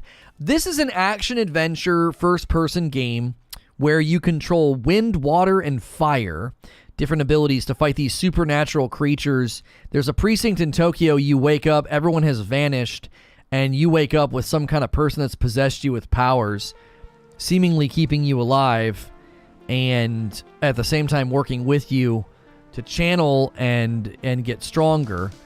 And in order to defeat these supernatural beings, you have to beat them back with water, wind, and fire and expose their cores. These white symbols indicating their cores are now exposed. Once their cores are exposed, you can grab them with your hand by going up to them, or in this case, he uses like a tether to yank them all out. That feeds you both health as well as ethereal energy to do what they call ethereal weaving. Using all these abilities, that's what you're doing. You're doing ethereal weaving. You can also use some sort of ethereal grapple when you see these like little smoky, like ghost-like spots you can grab onto. So you can't just grapple anything. And main feedback from people is that the combat and the movement all seems very sort of slow, point and click, almost like a tech demo. It seems, from my perspective, as if they've dumbed down the combat and the AI to show off the game sort of like graphically and technically. Yo, Ryan coming in with 6 months of membership, and it's a gaming tier 2. I didn't try Dying Light 2. I'm gonna be honest, I didn't see a point. The reviews were pretty mixed. It seemed like it was kind of a buggy mess. It seemed like the gameplay was good, not great. It seemed like the gameplay was good enough to keep coming back, but I don't know. We read the review roundup, and I was like, no. We've kind of niched down into RPGs, MMOs, and From Software games. So that guy threw. There's a lot going on here with the combat that, again, it makes me think that they're dumbing it down. So she swings something that he has to jump over. It creates a projectile. This guy throws a projectile, and he blocks it, and it deflects back into her. And I don't know. And she stands back up. And see, he throws another one and hits her with it. I don't know. I feel like once the combat really gets either, more busy, or there's more going on, or more enemies, or more challenging, I don't think this game's going to be super easy. It seems like there's a lot of potential ways that you can take damage. Oh, he's literally summoning that sign to throw. Okay. So I guess he was like a valet parking attendant before he got turned into like a supernatural being. The writing sucked because they threw Avalon's work out. What about Sifu? We're going to be playing Sifu this afternoon. I've played it a bunch. Well, not a bunch. I played it a couple times yesterday to make a video. I played through the intro about 3 times now. I'm still trying to figure out the base core combat loop that they expect you to engage in Sifu. It seems really hard to not take damage and to not die. Although taking damage and dying seems to be sort of part of the loop, but at the same time, you don't want to die too much because it's got rogue elements. Every time you die, you age, and if you die too much, then you're done. You don't come back. Had more players in free-to-play Halo. It had more players in free-to-play Halo 3 months after Halo came out. Are you acting like that's an achievement? Where you checked Steam charts and you think the game's impressive? They released a buggy game on purpose for quarterly reasons. I scroll through my feeds, all I see is Dying Light 2 or bugs and patches. Yeah, when a game launches like that, I don't like to cover it. I don't want to sit here and be a beta tester. I can't stand doing that. There's a lot of silly drama surrounding Sifu. What's the drama surrounding Sifu? I've seen people criticize the price point and people saying, the classic, review outlets that are too soft to beat a hard game, and they're like, can we get an easy mode so I can write my blog post and go back to, I don't know. I don't know what they go back to. Sifu just isn't for me. There's no save point, so if you die, it's back to the start. There's also no enemy telegraphs for unblockables, so yeah, no thanks. That's what I was trying to figure out, Spriggan. I was like, how do you know when you can't block? Because I feel like my structure kept getting broken, or I would take significant structure damage, and I'm like, wait, was I not supposed to try to block that? There's definitely a lot in that game that they don't tell the player that I was getting kind of frustrated by. 30 hours in Dying Light 2, not a single game-breaking bug. Are you qualifying as no game-breaking? Are you encountering bugs, just nothing game-breaking? The game is supposed to be like Dark Souls games. It's been described as like a Souls-esque like melee combat game. Like it's supposed to be pretty punishing and pretty challenging. I saw lots of positive streams for it when it was all about. But it has lore. What has lore? Sifu? You can block the hits that are red. Oh, you can't block the hits that are red. You will see their arm or leg light up. Yeah, see, but it's hard to distinguish. They also light up orange sometimes. Is that the same in Sifu? So when they light up orange, is that what you mean when you say red? So anytime that lights up, what am I'm supposed to dodge? Is that what I'm supposed to do?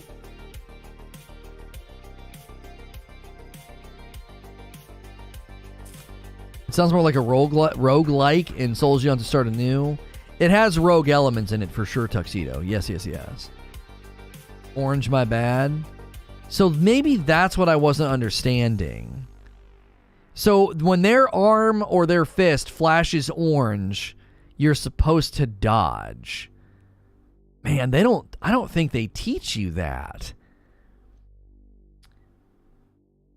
There were no Asian devs that worked on Sifu. All the devs are white. That's the drama.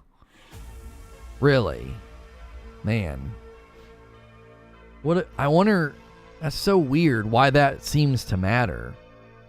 Like Kojima made Death Stranding. It's like mostly a bunch of like the main character's a white dude. I don't get why that would matter.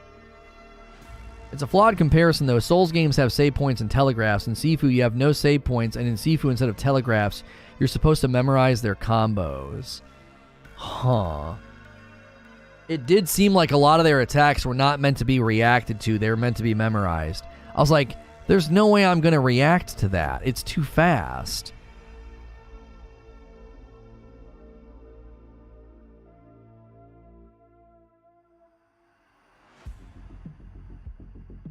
Yeah, the Xbox numbers for Halo are down, but like comparing an Xbox game on Steam 3 months after it came out to a newly released game on Steam is just kind of silly. Don't try and logic your way through, Lono. It won't work. Did people complain about Ghost of Tsushima being made by an American company? Yeah, I don't understand that at all. There's plenty of kung fu movies and movies like that why does that matter? Like Sucker Punch they're now ambassadors of the island of Tsushima because they did such a good job honoring the people and the customs. Like, they're making that drama matter because the journo that said that, he also admitted to hating, oh really? So I wrote that off and just bought the game anyway? Yeah.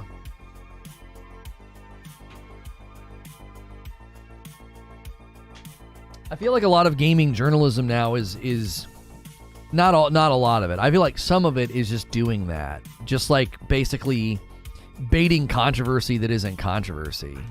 You know? I don't know. They actually did, but everybody, including Japanese gamers, loved it. So much that the grifters backed off.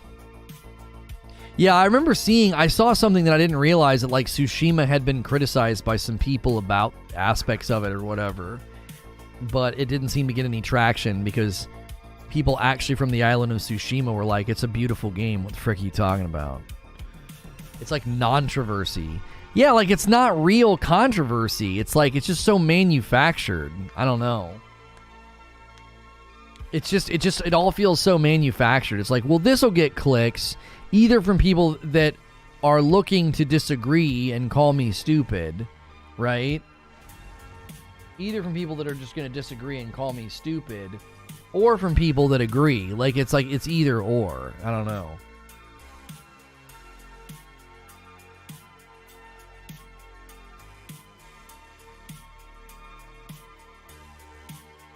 Who are these people? That's what I mean. I don't even know. Like who even said that? Who even wrote it? Like what outlet wrote that? Like Sifu was made by a company that doesn't have any Asian people working there. Well, where are they located? You know what I mean? If you're located in a part of the world that would be really, really hard to get Asian developers to come work for you, that could be why. Congratulations for Friday. Thank you. A blogger with The Gamer? The Gamer stuff is usually really, really good. Thegamer.com is usually really, really good. Here it is. Sifu's Kung Fu Brawling is made by a studio full of white developers. Who the frick cares? Who wrote this? Ki-Hoon Chan is the feature editor at The Gamer. Contrary to popular belief, they're not that well versed in hand-to-hand combat. Okay, that's funny. Now, thegamer.com is usually really, really good. Sifu, like many other games in love with Asian cinema for it, is a stylish kung fu brawler centered around the rapid-fire fisticuffs of Chinese martial art films. Its trailers thus far tease a carefully choreographed dance of furious punches and roundhouse kicks, all coolly executed by a young kung fu practitioner hell-bent on revenge as he tries to take down the mob bosses behind the killing of his family. These are familiar scenes inspired by the fight sequences of Chinese action cinema, the countless movies and remakes of Chinese folk hero Wong Fei Hung, Bruce Lee's Fist of Fury, and Enter the Dragon, as well as an entire library of Jackie Chan martial arts movies. Cinematic influences is something that Slow Clap, the studio behind Sifu, have openly drawn from. In a brief statement to PC Gamer, executive producer Pierre Tamo said that, quote, "The fantasy we want is that we're sort of Jackie Chan movie fantasy where it's one versus many, whereas Absolver was very much 1v1, referencing the studio's previous brawler. Indeed, Sifu looks set to be the same, okay, Alright, but like Ghost of Tsushima before it, a game that's set in a pre-modern Japan, Sifu is made entirely by a team of white developers. Even its consultant, Ben Calusi, a martial artist they hired to choreograph the fist fights in Sifu, and who also doubled up as Sifu's cultural consultant of sorts, is a white martial artist who's well-versed in Pak Mei, one of the more aggressive forms of Chinese martial arts. According to behind-the-scenes videos, Calusi also shared that he had traveled to China and picked up the martial arts style himself, while the studio also asked Calusi to make sure if the game's Wuguan, the training halls of the martial artist, is authentic. Slow Clap's attention to details admirable in an industry that only does the bare minimum. And to be fair, there isn't anything particularly egregious about Sifu so far. I've seen the trailers, watched several gameplay videos, and discovered, to my huge relief, that there has been no misspelt Chinese words and zero philosophizing of the concept of honor, be it by the protagonist himself or the game makers. But it is still a pity that none of the studio leads, even the consultant they hired, are Chinese or Asian, partially for a game that features a Chinese protagonist, along with an entirely Chinese cast of characters and punchable mobsters. This incongruence still says volumes about a predominantly white industry that is in love with non-white cultures, but is largely reluctant to challenge the structural blank endemic to the industry. You can see this already in the responses, sometimes vitriol, in the games made by or backed by Chinese developers and studios. The frequencies of these responses become even more pronounced, of course, when it comes to anything revolving around Tencent or MiHoYo. Well, maybe people don't like Tencent because of the microtransaction design and philosophy. It doesn't have anything to do with the freaking origin or region that they come from, you dolt. What are you talking about? That has nothing to do with it. Tencent isn't criticized because of their region or their race. They're criticized for what they do in games. Are you freaking kidding me? I've never seen people criticize Tencent for that reason. Tencent's criticized because of microtransactions. He doesn't seem to have a problem with the fact that Sifu was developed by an all-white developer team. He's drawing attention to the fact that that's a trend in the industry. but it's a trend in the industry because of Silicon Valley. Like that's a trend that you can trace back 20 or 30 years to how gaming and technology and computers were marketed. So that we're living in the era after that, right? This is the social climate we are in. You can't even honor people without being complained at. Well, he doesn't seem to be complaining. I'm still looking forward to the release of Sifu. All the fisticuffs in the game look genuinely exhilarating. Yeah, he doesn't seem... I don't appreciate his take that for some reason Tencent and MiHoYo... I don't know MiHoYo. I'm not familiar with what MiHoYo makes. Hang on. MiHoYo. Oh, they make Genshin. Like, come on. The Tencent and MiHoYo are not criticized because they are Chinese. They are criticized because of the microtransactions in their games. One makes one of the biggest and most popular gacha games in existence. Get the frick out of here, bro. That's not why they're criticized. That's not why they're criticized. If you think Tencent and MiHoYo are criticized because they're Chinese, you're not freaking paying attention. Why you're writing for the gamer and you think that's why they're criticized? You're not paying attention. I don't know about that one. Tencent gets plenty of flack for being a, quote, Chinese plant. Well, listen, but that's conspiracy theorists not rooted in something against the race. That's a regional conspiracy theory that every time it comes up, I'm like, just chill the frick out. But the games get plenty of criticism based on microtransactions. They're not I don't know. You're not wrong, Wheezy, that people bring that crap up, but I don't know about MiHoYo, but like Genshin Impact is not criticized because of the region or the race behind the game. It's criticized because it's a gacha game. You know what I'm saying?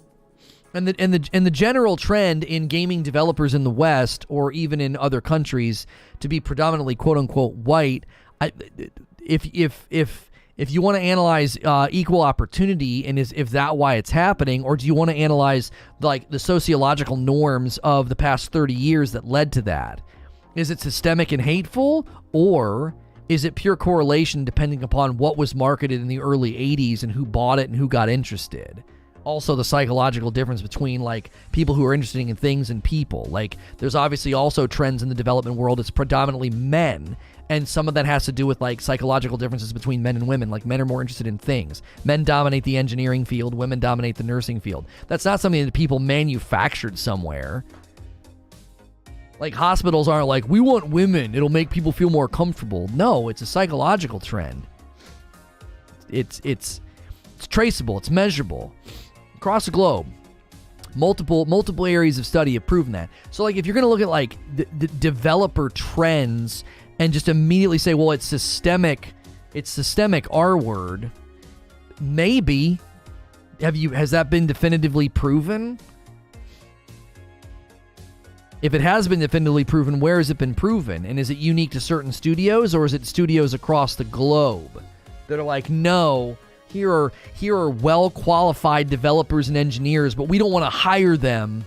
Like, last I checked, a lot of these companies are dying for developers. They can't hire people fast enough. What you think you think of that in the interview process? They're just throwing out highly qualified people because they're either not white or they're women? I have a hard time believing that. At least in the last 10 years, I have a very hard time believing that.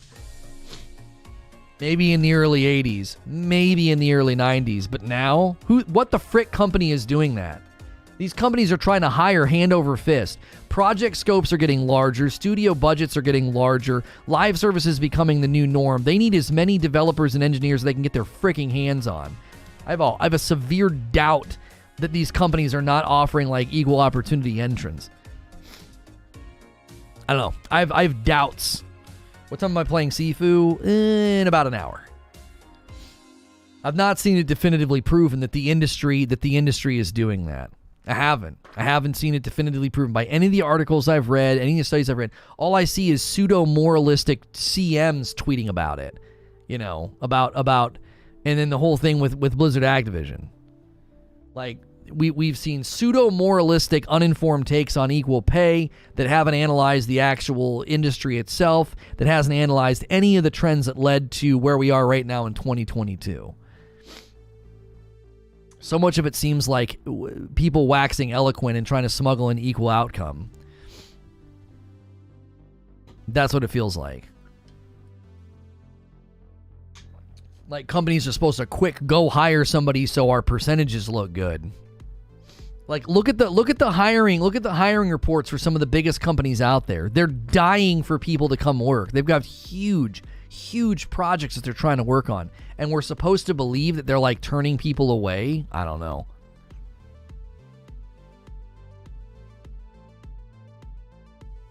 A PM at Cisco, we're hiring engineers like crazies, especially women, people of other ethnicities. Literally had a call Friday about needing diversity. Right, focusing on it is fine as long as it's equal opportunity and a meritocracy. Like if you erode that, then you're going to hurt your results. That's not how you build a strong workforce. That's not how you build a competent workforce.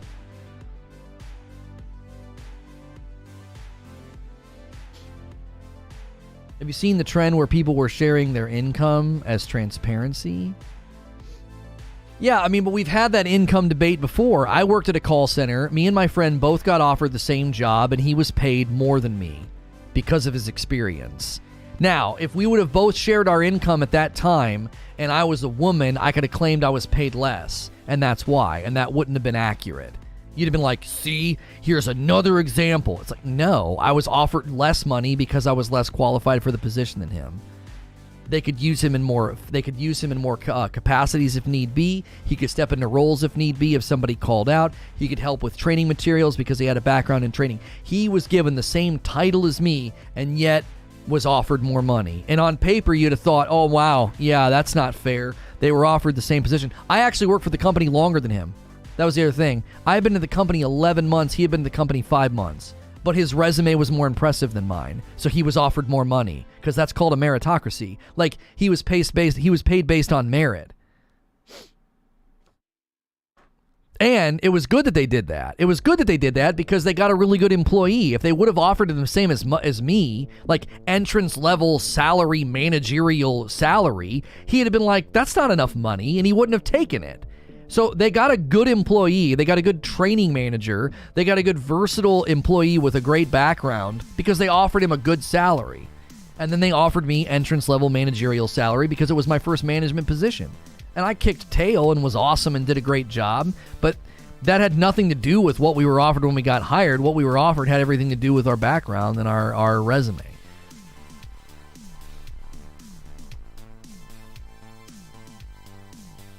If you know why another person is earning, you can try to negotiate yourself a better deal.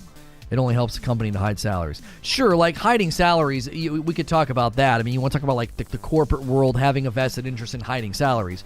Sure. You could also talk about, again, the psychological spectrum of being agreeable and why certain character traits are less likely to push for negotiation and higher pay. And that's a psychological thing. That's a psychological trend. It doesn't mean that you're always going to be that way. But it's far more nuanced than just some, like, Dr. Claw pet-catting evil guy that's like, pay them less because they're not white men. It's like, in most companies, that maybe, again, 50 years ago, and maybe at some companies you got, like, real old fuddy-duddy board members, but in general, that's not happening. It's not happening. It's far more nuanced than people want to admit because it makes for great, tweets and hashtags and claps on the back. But it's not as simple as everybody makes it. Everybody wants like some easy scapegoat villain sitting in some boardroom, like behind some giant desk in a leather chair who's orchestrating all of this. And it's like, you played too many video games and you've watched too many Disney movies.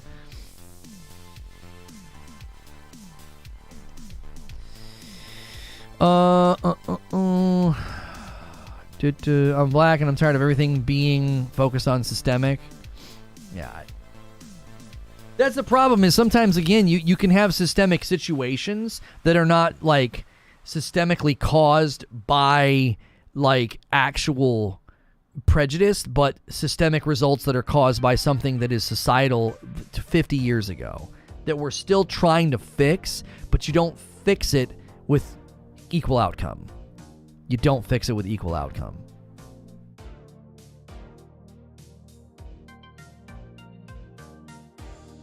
Job applicants with these names less likely to get the interview.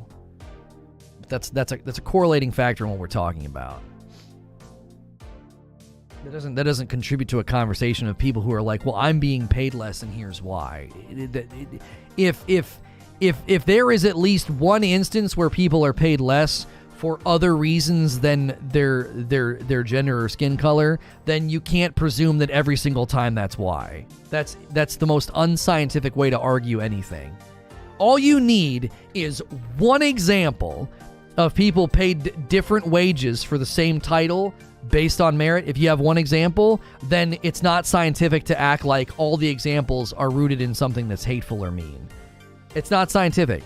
Scientific would be to really study it across all spectrums of is it a C-suite?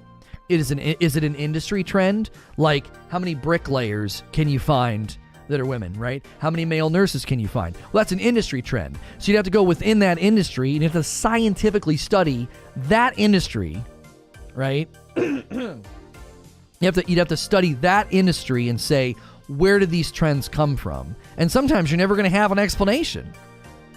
You'd be like, well, with nurses, there's just more women of applying. What are we supposed to do about that? Does that make sense? Like, if you're a foreman on a construction crew and they come in and they ask you why you have mostly men working for you, they'd be like, well, what do you want me to say? That's who's applying. Do you see why it's not scientific? Like, it has to be scientific. You have to go into each individual hemisphere of employment, whether it's minimum, mid, or high wage, employees. You'd also have to go into individual industries. And that's why I think in video games and in development, not enough studying has been done of the societal influence of like the 80s and the 90s and why there's probably more dudes applying. Like, that would be that would be what I would want to know. Like, across the spectrum of developers globally, how many men are applying versus how many women? What's the ratio? Is it 5-1, 4-1, 3-1? That ratio would be incredibly informative. And then if you go out west in America, you go to Silicon Valley. You go to Silicon Valley and you say, okay, how many minorities are applying versus how many white people are applying? What's the ratio? Is it 2-1, 3-1, 4-1? Right? That would be incredibly informative about why you're getting these results. No one's doing that. You're looking at the results and claiming corruption, but it's like, but wait a minute. In the same vein, you wouldn't go up to a construction foreman and say, this is absolutely ridiculous that 98% of your staff are men. And he'd be like, what are you talking about? That's the only people who apply for the most part. Like, 98 people applied and then 2 people applied that were women. And they're not, you're going to fault them for that trend? That would be the dumbest thing ever. That's the problem, is you have to look at the individual industries themselves, look at the applicant ratios, look at the percentages. Now, if you find genuine malfeasance and awfulness and hatefulness and terribleness, like the stuff they found at Blizzard Activision, you get it formally investigated and consequences are meted out. But that's why it's super important for that to happen, because you have to know exactly, like, well, was it a person? Was it a board member thing? Was it a C-suite level thing? Was the HR department instructed to do this, and by whom? Like, where is the causality? Until you find the causality, it's just people waxing eloquent on Twitter.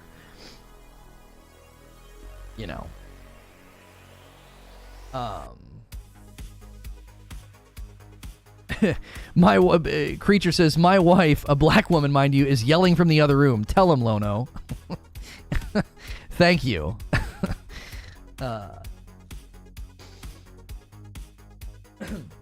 Why beat around the bush, though? Construction's a more physical job. They could apply, but they'd be less productive. Or it's not even about that, though, Mantis. That's not necessarily true. There are plenty of women who would be maybe even more productive at a construction job because they solve problems differently than men. Like, I've tried to solve problems before, and my daughter, who is younger than me, comes up with a solution faster than me. Why? Because they look at it from a different vantage point. Same with my wife. So that's not necessarily true. That's demonstrably not true. In a construction environment, you could probably find women who are as, if not more, productive in certain roles because their minds and their background and their education are different. It's not about that. It's about interest. They're just not interested in that. You poll 1 million women across America. How many of them want to be a bricklayer? How many of them want to lay concrete, right? How many want to be a roofer or a plumber? Not very many. How many of them want to be a C-suite boss B? How many? Tons of them. Why? Well, that's more prestigious, isn't it? Some of it's rooted in classism, which is completely ironic and hilarious that so much of this resolves around classism in that, like, well, that's viewed as a better job. That's viewed as a higher class of work. You know, the blue collar, the industry, the tradesman, that's not seen as prestigious. You'd be surprised at how much money they make. But, like, plumbers and welders and electricians are predominantly men. Those aren't sought after positions, and they make a ridiculously good amount of money. But you want that class, man. You want that C-suite level employee. Well, that's like some of the hardest positions to get into. Some of it's nepotism, some of it's favoritism, some of it's just like you had to be in the industry way longer than other people to even get there. I saw guys at AT&T passed over for management positions, and they gave it to very, very new young hires. Why? They wanted new blood that would be less likely to push back on bad initiatives. That's what they wanted. They wanted yes men. Had nothing to do with class, had nothing to do with gender or race. They wanted young, very, very, more malleable employees. And they also didn't have to pay them as much because they hadn't been at the company as long. It was an economical and a logistical decision. That's why I laugh at the pay gap. Right, the pay gap has so many elements to it because if you look at the trades are predominantly populated by men, and the trades make really good freaking money. Like, I know guys that are in the trades. They make great money. And again, if you poll, especially here in the West, this is where the dialogue is predominantly. You're finding it. Look in the West and poll every hardworking, motivated, ambitious woman across America. And are they trying to become electricians and welders and mechanics and bricklayers and construction foremen? No, they're not. Not in large numbers at all. A very small number, if any, are interested in that. And that's affecting that too, because you look at all those guys make insane money. The Gap research focuses on people within the same field. Right. And as long as you can find people who are paid according to merit or according to negotiation. So that's another trend that they've noticed, right? The negotiation is commonly why some people are paid more. And again, the agreeable trait that they're finding more predominantly in women in psychological studies would show that they're less likely to ask for more money. What do you think most companies do when they offer a position? They offer an entrance salary number, and then you can negotiate for more. They anticipate that. It's economical. It's a way to save money. And there's a percentage and a personality trait. Think about the personality traits of men and women who make good CEOs. Well, it's because they're not agreeable. Have you ever met an agreeable CEO? I've never met an agreeable CEO. They're usually kind of nasty. Your argument means, Jack, when addressing managerial positions in which men and women of people of all races are equal in the same capabilities, yet you mostly see white males. But again, you'd have to study that particular field of work. You'd have to study how many applicants they had. Was there a higher ratio? And you'd have to study the actual capabilities in the resume. You can't ignore the industries where systemic biases have a direct influence on diversity. Right, and that's why you have to look at the specific industries, Demetrius. You have to look at the specific industries. If you don't look at the specific industries, it's just these big blanket statements. And individual industries are going to have different results. You could look at engineering firms and then look at law firms, and you'd get dramatically different results. You'd get dramatically different results as to why there are trends, why there's differences in pay, why there's differences in people at the top. Like, what's diversity look like at a law firm? 1,000 law firms compared to like 1,000 engineering firms. Like, if that's even a thing, engineering firms, like engineering companies. Does that make sense? No, like, you'd have to do the hard work of actually going in and studying the societal influences, the economic influences, educational background, applicant saturation of those specific industries to discover why is this happening. And if you do find malfeasance or bias or impropriety, then you would address it at that level.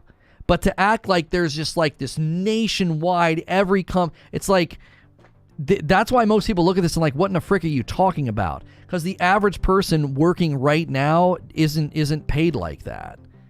They're either hourly, and they're not doing that, because that'd be really easy to catch them doing, especially some of the bigger companies. You wouldn't be able to do that. You get caught right away, especially the larger companies. We have female engineers at my work. They get paid the same, even though most of them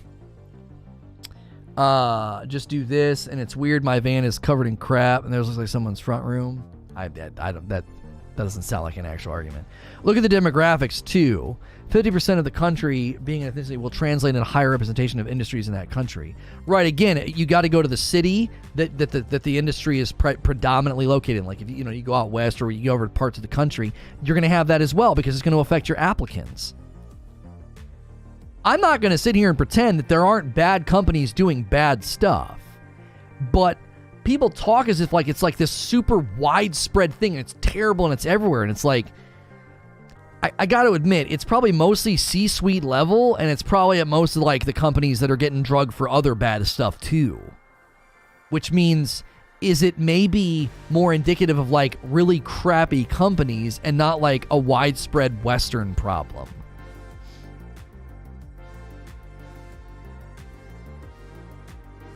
I've never been able to do that. I have to work harder to go to college. I haven't finished due to me being born in poverty to begin with.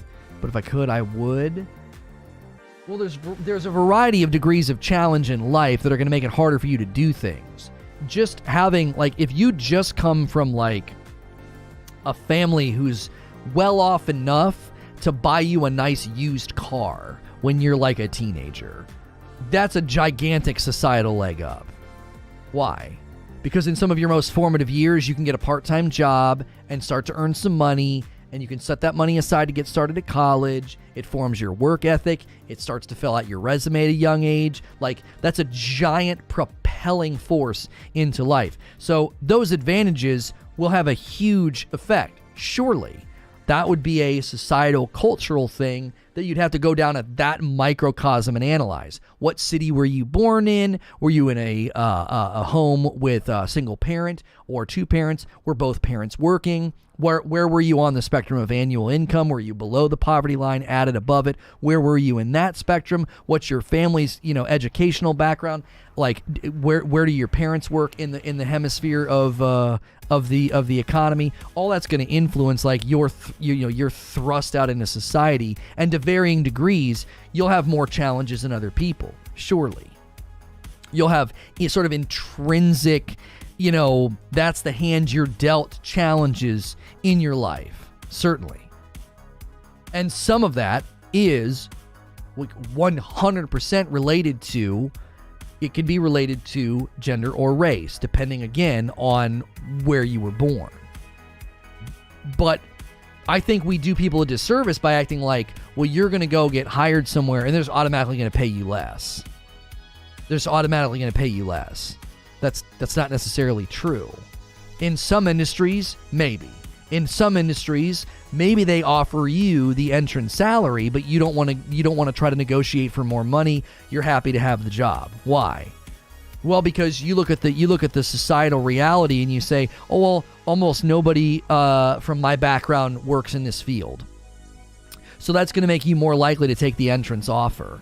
Like when I got my offer to be a manager at this call center, my one of the women that worked there, she worked in the HR department. She said, listen, she said, whatever they offer you, she said, ask for more. She said, trust me, ask for more. Do you know what I did? I didn't ask for more. Why? Because I had no experience as a manager. This was my first managerial position, and I really wanted the job. I didn't want to risk having to get back on the phones. I really, really wanted the job. So what did I do? I didn't ask for more money. Now, there could have been somebody right next to me in the same boat, no managerial experience at the company for about 11 months, gets hired, and they maybe were like, you know what? No, I'm going to ask for more money, and they probably would have gotten it. Now, you look at that on paper and be like, I don't understand. Why is this person paid more money than this person? They're doing the same job. It's simple. They asked for more money. Does that mean I've been mistreated or slighted as an employee? Does that mean that that there is somehow somebody at the company that like hates me? No. I had a choice to make. I was even advised to ask for more money, and I didn't do it. Because in some of the studies I've read on this, that's something that they're finding, is that on a spectrum of behavior, this doesn't mean they'll never do it, but on the spectrum of behavior, women are less likely to ask for more money. They're less likely to negotiate. They'll just take what's offered. And companies, systemically, this isn't mean or hateful, they have an entrance level offer, and they do that to save money. Because if they offer this position to 20 people, and 10 of them take it and don't negotiate, and the other 10 negotiate their value, their worth, their resume, and they're like, I think I should be paid more, and they say, okay, we think you'd be a valuable asset. All right, okay, yeah, you're wanting another 10 grand. Okay, we'll give you another 6 grand annual instead of the 10. Now you've got people making more money, and it has nothing to do with the company saying, offer the women less. That's not the cause. At some companies, that has been discovered as the cause, and that should be rooted out. But that's not every single company, and that's also not every single time that discrepancy exists. That's a good point. And if you ask me, they either acknowledge your worth and provide it, or they won't, and you'll need to look somewhere else. When one person gets a raise, so they give it to everyone. No, not necessarily. Like, your annual review comes in. That's the other thing to consider that nobody considers. Annual reviews come in. You both have the same job. You're both over your own respective departments. And one of you did better. And your annual review comes in. And your percentage points look better. And your production looks better. And they say, you know what? We'll give you a 10% raise. And the person right next to you's annual review isn't quite as good. It's not bad, but it's not quite as good. So they give them a 7% raise. You just created a wage difference between them, and they're both doing the same thing. There's so many moving parts to why one person would be paid more or less than another person. So you can't just, it's an oversimplification of like 18 different realities, whether it's a societal reality or a cultural reality of like the applicants, the actual quantity of applicants trending in a direction. It could be their background, their education. It could be how long they've been with the company. It could have been a company that they came from. It could be their annual review. The annual review isn't done by a computer. It is laden with bias. Well, I'm not saying that it's perfect, but I'm saying that would be another thing that they would use. I'll give you an example from when I was a manager at that call center. When I was a manager at that call center, I was really, really good at my job. And what kept happening was I would get my team turned around, and this other guy was not doing a good job. And he was a slightly older man than me. He probably had 10 years on me, and he came from another branch, okay? And they kept shifting and making me take over his teams because he was not very pleasant, and he would drive morale into the toilet almost every time, okay? He would drive his team's morale into the toilet, and then they would perform like a team with bad morale, okay? And then they would make me take over his team. So on paper, at any given moment, I looked like I wasn't performing all that well, right? It was like, well, this guy's not performing all that well. You know, he's friggin', I kept being on a team that wasn't doing a good job is what happened, okay?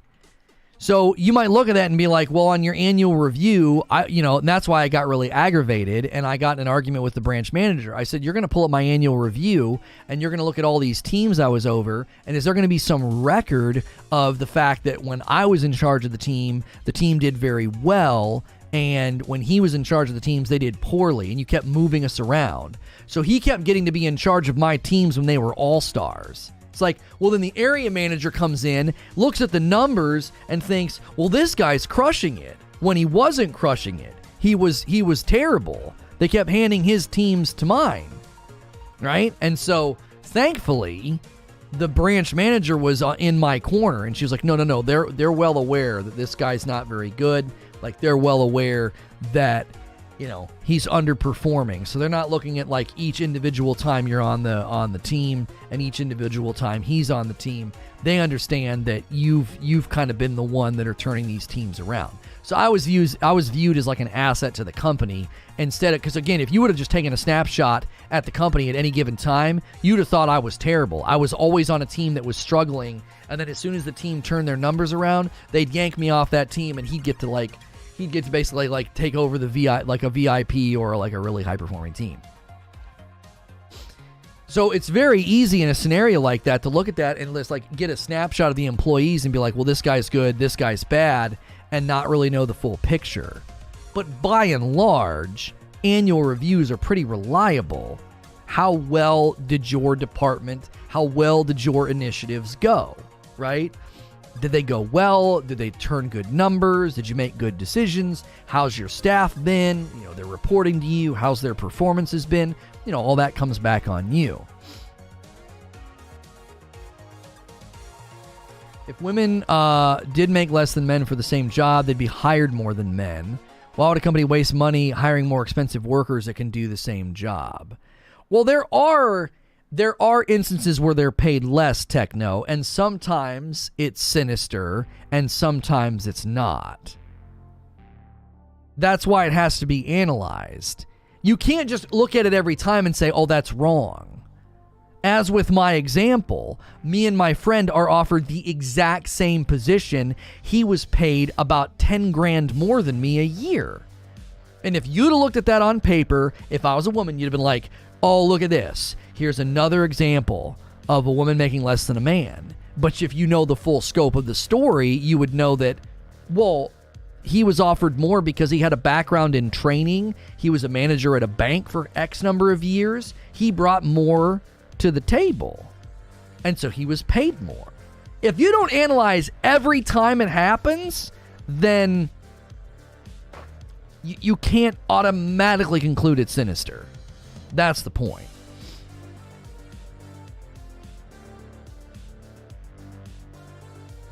There's nothing wrong with someone having an unknown privilege. The world can't work out to 100 equal in every way for everything ever.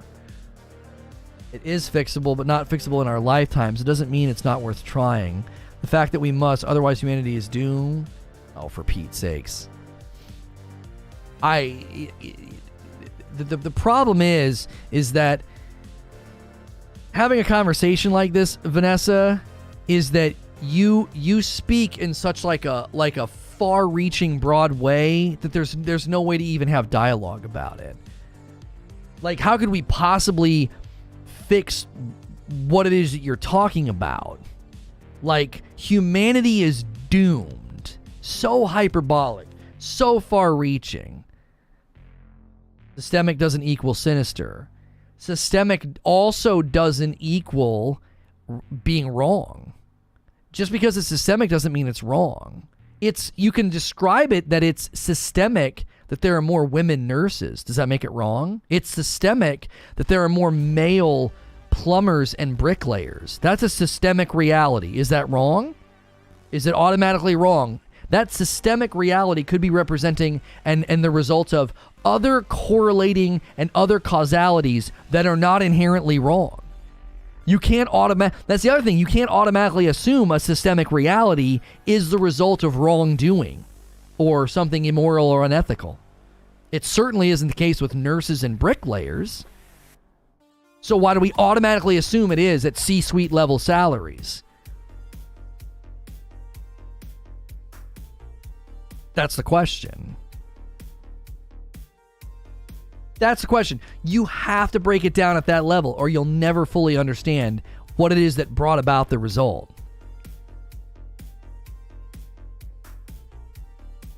And if you have, challenges or things that you face in life that have made it really hard for you to achieve the goals that you want, I think one of the worst things somebody can do is to act like, or is to victimize you.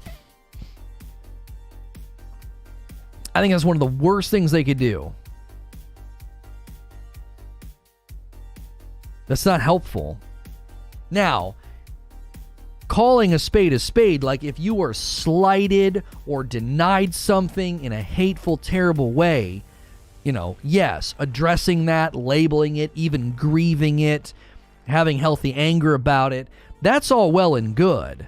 But to act like your challenges or struggles in life is somehow some sort of like a societal card dealing, and that you're a victim, I think that does a great disservice to so many people. Because it basically can create a defeatist and embittered attitude about life and about their potential as a person. They only talk about the power jobs being equal because they only care about power, not the actual majority, and why they choose different careers. A hierarchy is only tyrannical when it isn't flexible and people have no mobility in it.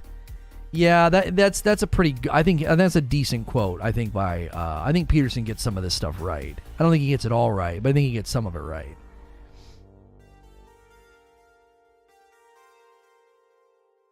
There are always going to be people that will go the extra mile and do more to earn more. There'll always be disparities. There'll always be inherent differences between... Right. Here's one of the things about a C-suite level employee. I thought in that one interview what Peterson said was great. Because she was like, it's incredibly hard to get, into the C-suite level spectrum. He's like, why shouldn't it be? Like, what? Why shouldn't it be? How much of this is just because it is? It's inherently, and if right now I wanted to become a C-suite level employee at a company, do you know how ridiculously impossible and challenging it would be to do that? It wouldn't be easy. I don't just walk in and throw down my driver's license and say, see that name? See that picture? I mean, I'm a white man, right? I'm a shoo-in, am I not? It's not that simple. They're incredibly different positions to get into. I watched area and regional managers get passed over for promotions time and time and time again when I was at AT&T. It had nothing to do with their qualifications. There was nepotism at the higher end, and it had nothing to do with disliking a race or a gender. It was because, like, well, no, we like this guy.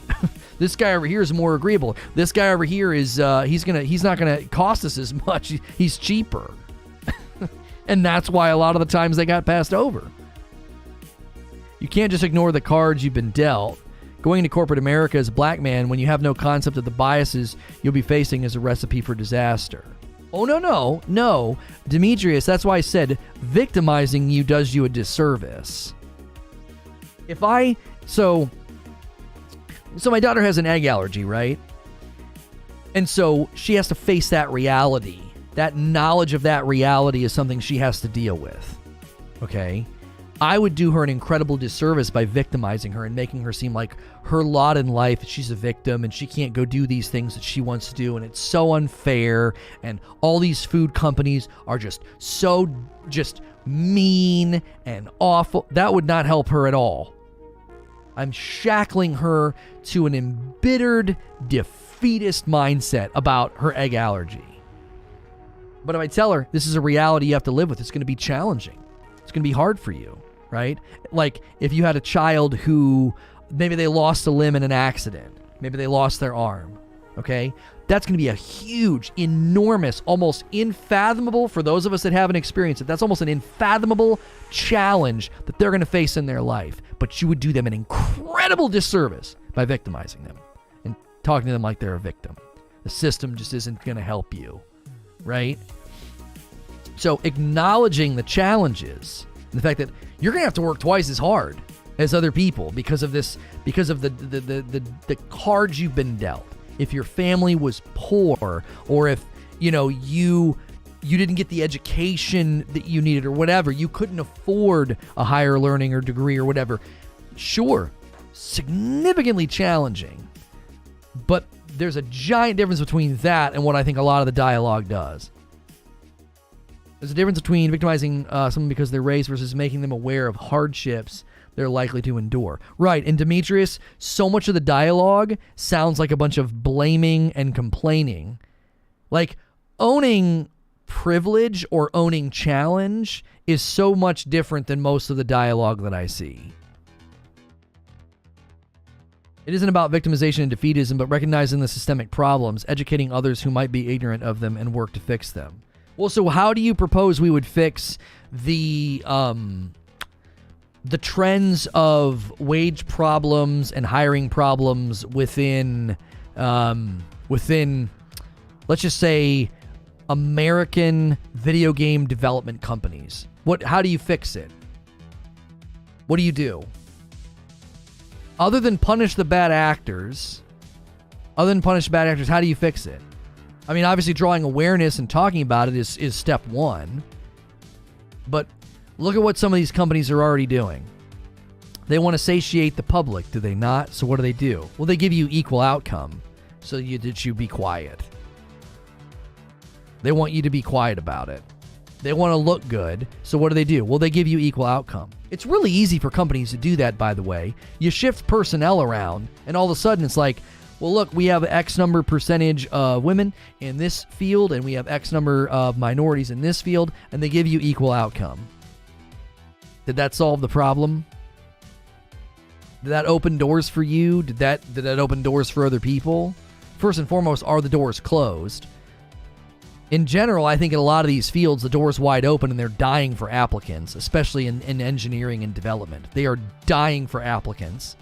So I don't necessarily think opportunity is the problem. I don't think the opportunity is the problem. Short term, long term, change culture and teach egalitarianism. Okay. I mean, that's one approach. It's been tried. It's not like that hasn't been tried before. I don't know if it worked all that well. I can't say your suggestion is wrong or right. It's essentially a theory about a science. It's almost like a science, right? And you'd have to apply it and put it into practice and see if it fixes anything. I don't know if it would. I don't know if it has. The opportunity to get to that point is the problem? What do you mean? Just getting here, so I might be missing stuff to say, but is it really so bad to recognize there's a problem? It might be everywhere, but it still happens. Some people are just at a disadvantage at birth, and they have to work harder to get in the same place. You have to, like, in general, like with what Abe is saying, recognizing a problem. Sure. So let's say, Abe, that you go to a college campus and they have 2,000 students. And there is a trend of people failing a certain subject, and it seems to be mostly women are failing the subject, and nobody can figure out what in the world's going on. Okay? You'd have to go in and study and figure out what is going on. Is the professor being a jerk? Is the professor giving special treatment? Or what if there was an after-school club that was predominantly, had like women in it, and they were missing these tutoring sessions with the professor and therefore scoring lower on tests and having a higher likelihood of failure, right? It'd be so easy to zoom out and look at that and be like, look at this. This is terrible. Clearly something wrong is afoot. And then you'd analyze and be like, well, no, actually, if the professor would just move the tutoring sessions, it might actually fix the problem. He's not being mean. He scheduled his tutoring sessions on Thursday afternoons, and a lot of these girls and a lot of these young women have joined this after hours program or whatever. for, I don't even know, like, women in the workforce or something, and they have like a C-suite employee investing in them. So they're struggling you see what I'm saying?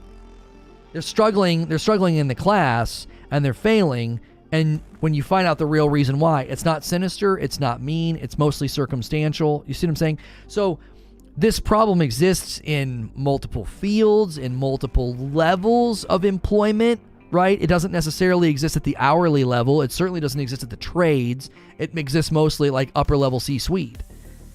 And it's different across the board depending on what industry you're in. So you'd have to analyze it every single time it comes up. You'd have to be like, what are the mitigating factors? What brought this about?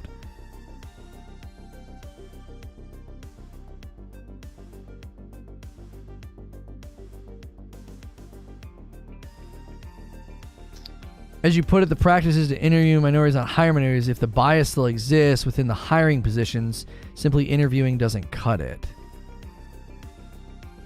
Yeah, I mean, I think philosophically speaking, I just don't think equal opportunity works. Equal outcome works. I think equal opportunity is what works. Equal outcome doesn't work. Like removing barriers is the idea. It's not about being like, well, you're way less qualified, but dadgummit, you're going to check a lot of boxes for our outcome. We better hire you. Do you see what I'm saying?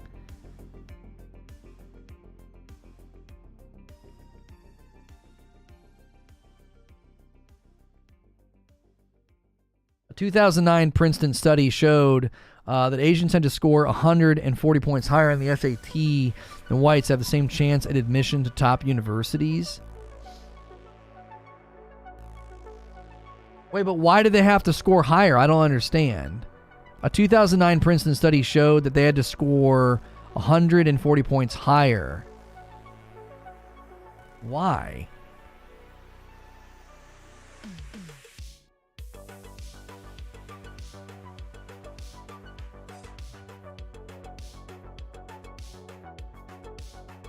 There were too many? Isn't there a country that tried to force equal outcome across and it was terrible? There's been a couple of countries that have gone very egalitarian and it hasn't brought about the results that they thought it would.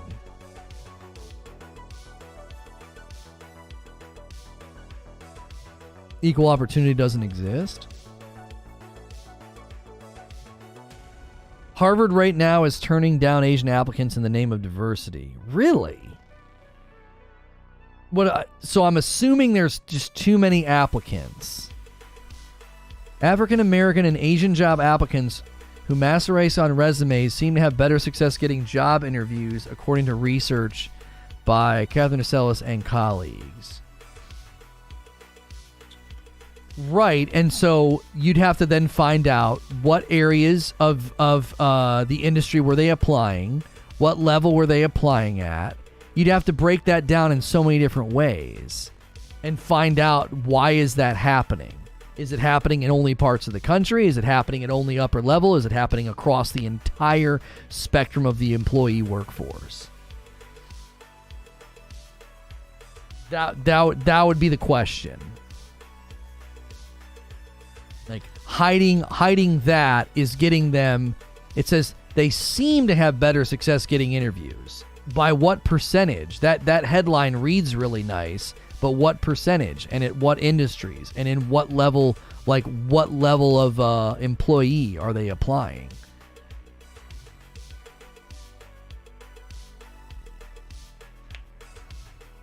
That's exactly the point I've been making the entire time.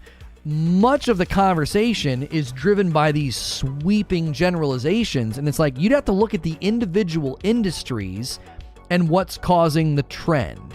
Is it a genuine trend of like, yeah, don't interview that guy because his name is, Tyrone. Interview that guy, his name is William, right? Like the one you put in earlier. Like if their name had a certain appearance, they wouldn't even get interviewed. Well, what's the cause of that? Where are they located? What's the industry? Like, is it a small business, big business, national chain? Until we fix that kind of stuff, there's no such thing is equal opportunity.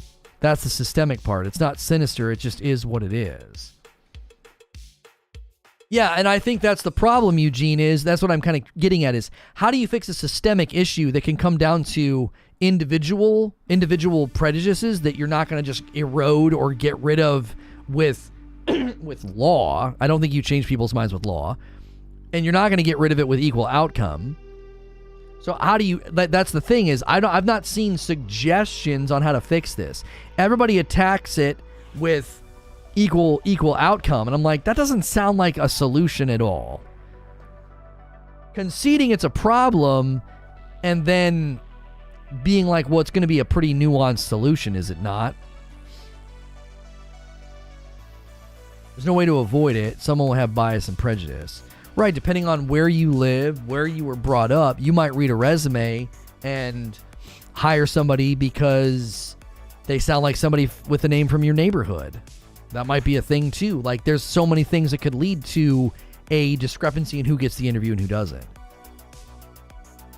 You have to force equal outcome until it becomes the norm. I disagree with that from my toes to the end of my hair.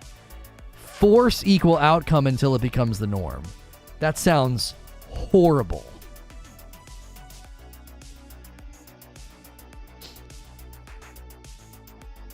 That does not sound like a solution to the problem.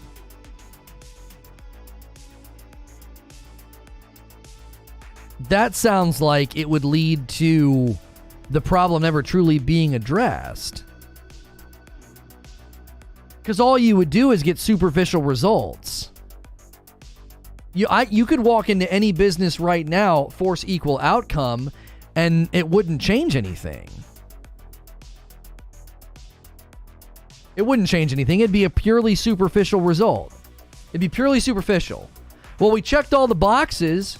How's the company running? Do you have people in the right positions? Are they qualified? Do they have good background? Do they have good... Is it based on merit? Or is it just some stupid superficial visual change and then why does the superficial change drive an actual systemic change? You'd have to prove that first.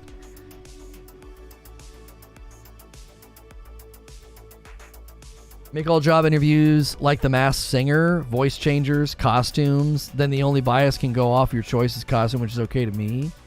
You could certainly go toward a more merit-driven application process, for sure. I wouldn't have any problem with that. I would not have any problem with that at all. Interview and applicant processes that are more based on merit, and you're not allowed to ask. You're not allowed to ask for their age or their gender or their race. I don't have any problem with that. Base it purely on merit. You got some old 62-year-old, black man. You don't need to know that. Is he good? Are you good men and true? Right? Is he a good man? Is he true? How's his resume? How's his merit? What's his qualifications? I don't have any problem with that.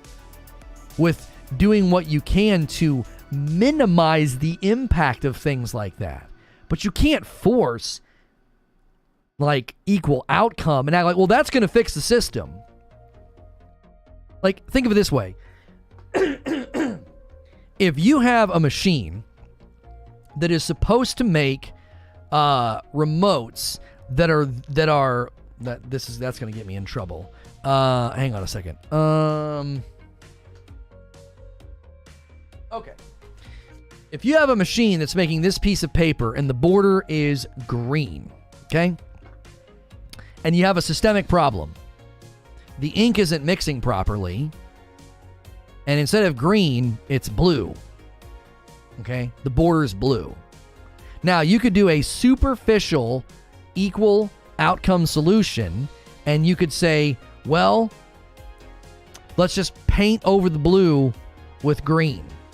Okay? So you're going to get your green border, but you're going to do it to the outcome. You're not going to do it to the machine. You're going to do nothing to the machine. Okay? You're basically saying, force the outcome to be different and it'll fix the system. But if the system's broken, it doesn't matter how many of these cards I change from a blue border to a green border. It's never going to impact the machine itself. Look, boss, Here you go, boss. We fixed it. The borders are green. How'd you do that? Oh, well, we hired a painter. We hired a painter, and he's painting on the border. We're fixing the outcome. We're adjusting what the outcome looks like, but we're not actually doing anything to the system itself. So I can't see how forced equal outcome will have any impact at all on the system itself. I don't see a connection between the two, because you're not dealing with causality. You're not dealing with causality. Because think about this: if you just suddenly go into a company and you start doing that, if their hiring process and their HR department and their managers are a bunch of awful jerks that think terrible things and they go along with forced outcome, what do you think that's going to change the way they do their job?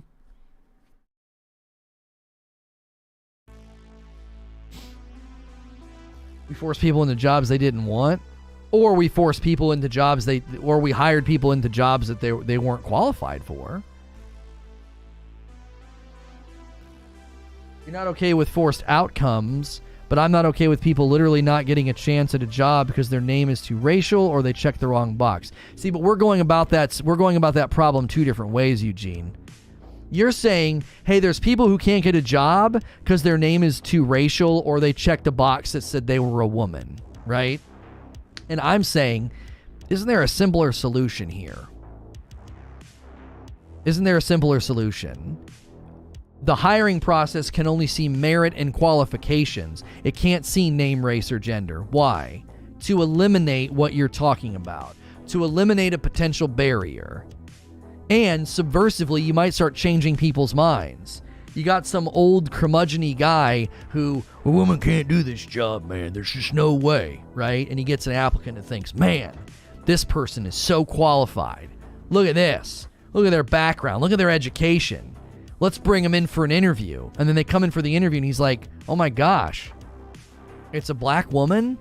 And then he may actually experience a change in his thinking because he experienced something that had an impact on him, instead of being like, no, you must hire her. Do you see the difference?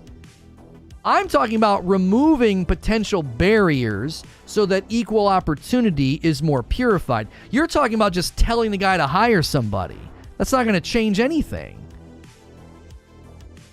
So I'm conceding it's a problem. I'm conceding it's like, wow, that's not good. If you put your name on an applicant and your name, quote unquote, sounds like a certain race, you might not get the interview. I'm not okay with that. I'm not okay with that at all. We both find that abhorrent. I don't like that, but I don't like your solution either. I think there are other maybe more moderate measures to take. If they feel like there's more moderate measures to take that would potentially remove some of the things that you're talking about. And again, you'd have to do this in forcing change might actually create bias as well, or re-entrench the bias, further entrench it. I think there's too many barriers to remove at the given time. Oh, what's that? That looks so good. Sure. I'll figure it out. Hang on, my wife's dropping off my lunch.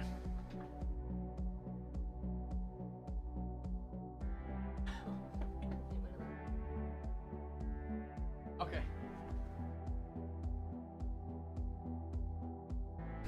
Glad to see your tweet about Sifu. Game looks challenging and fun. Yeah, we'll be playing it in a little bit. What happens when the person shows up?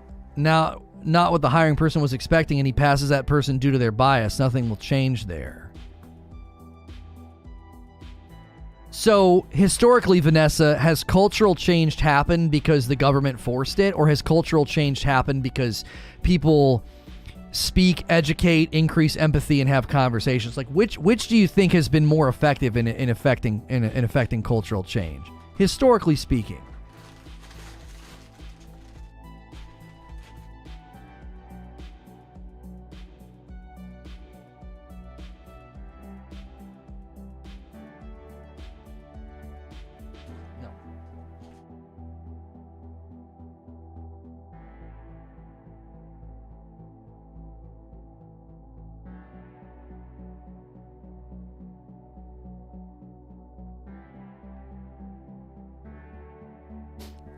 Abe says, I don't want to be the token black guy in a company, but I also don't want to be given less of a chance. That's right. Like, solving that problem, Abe, I think is incredibly challenging and delicate. It's incredibly challenging and delicate. How do we ensure that somebody that has a name like that and looks like that is never denied an opportunity because of those things? How? You force people to hire them. What? Aren't there other ways forward?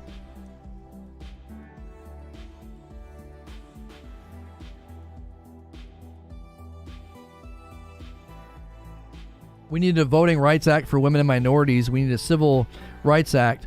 And don't forget a Civil War. Yeah, but you're creating a false equivalency. There's a significant difference between saying these people are not afforded this right, give them these rights, and saying you must hire this person. That's a false equivalency. That's not the same at all. Granting equal rights across the board is not the same as saying give this person a C-suite level C-suite level job, even though they're less qualified than this guy over here.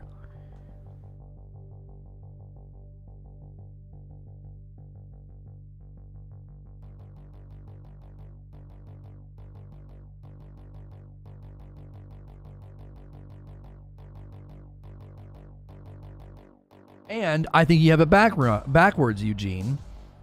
The reason voting rights changed and the reason rights were afforded to more people didn't change the culture. The culture and education and conversations drove people to say, we are going to vote in support of this. Women should be allowed to vote. It wasn't just somebody who waved a tyrannical wand and was like, let women vote. And everyone's like, oh, we all now agree with this. You have it backwards. The culture pushed for it. The culture fought for it, argued for it, voted for it. You see what I'm saying? The idea that you're going to wave some wand and be like, well, yeah, you got to hire people for equal outcome. And everyone's going to be like, oh, all of my bias and prejudices just went away because you're forcing me to hire. That's not how it works.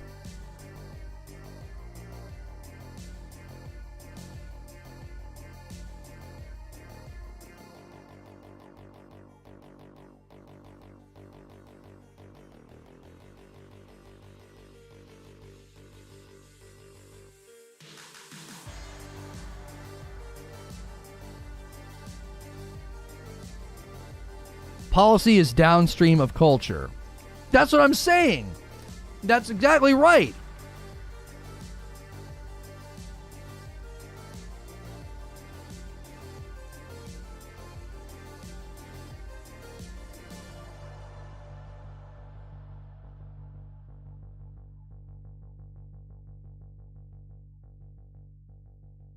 You're really ignorant on this. Holy crap. MLK organized boycotts and strikes, protests. It was not just changing people's minds. It was conceded by force. So you think the laws changed and rights granted to people changed because MLK did it by force or because people's minds were changed? Which, you see what I'm saying? This is a chicken and the egg situation. There wasn't some mystical, magical force between, like, that era and this era. Like, someone waved a wand, and all of a sudden we all think this now. Why? Oh, because they made it law. Do you think what you think because of the Bill of Rights and law, or do you think what you think because of your education, your upbringing, and the information that's been fed into your brain? What makes you think the way you think about culture? Is it the law, or is it what you've been taught? Is it the people that impacted you, the books you have read, the movies you have watched? You affect cultural change by educating and talking to people. Subversive raising of a conscience is way better than forcing somebody to do something. Are you going to force, like, imagine me forcing my children to be friends with somebody that they didn't like. Maybe they don't get along with this kid. They just don't get along with him, but I'm like, no, you're going to be friends with them. Why? Well, because they're a minority. Well, that wouldn't be a very good thing. It would entrench their dislike of them. And maybe it would entrench their dislike and they would formulate a very nasty dislike of them based on what they look like. Why? Because I'm forcing them to do it. We just naturally put our kids around other children, and when they gravitate to them, they become friends with them. So my kids are friends with Korean children and Ethiopians and white kids all across the spectrum. Why? Well, because I'm not going to force them to be friends with someone. Oh, that's going to change their mind. No, it would probably just irritate them and entrench their dislike. If they didn't like this guy named Billy, and it had nothing to do with what Billy looked like. They just didn't like Billy. Maybe Billy's kind of rude. Maybe Billy doesn't know how to share. But I make them be friends with Billy. Maybe Billy doesn't hit like the minimum modicum requirement for just being a good friend at the age of 7. Maybe he's a bit of a jerk. But I'm going to make my kids be friends with him. And I'm going to tell them it's because he's a minority. I'm not helping my children develop racial sensitivities and tolerance. I'm making them be friends with somebody who isn't worthy of friendship because of what he looks like. That's stupid. That's not going to help my children. It'd be better to educate my children about empathy and cultural differences and the fact that skin color doesn't really mean anything with regard to a person's quality or their niceness or their goodness. We can be friends with all people, and all people are deserving of dignity and respect. That's how my children think the way that they think. They don't think the way that they think because I've forced them to be friends with children that don't look like them.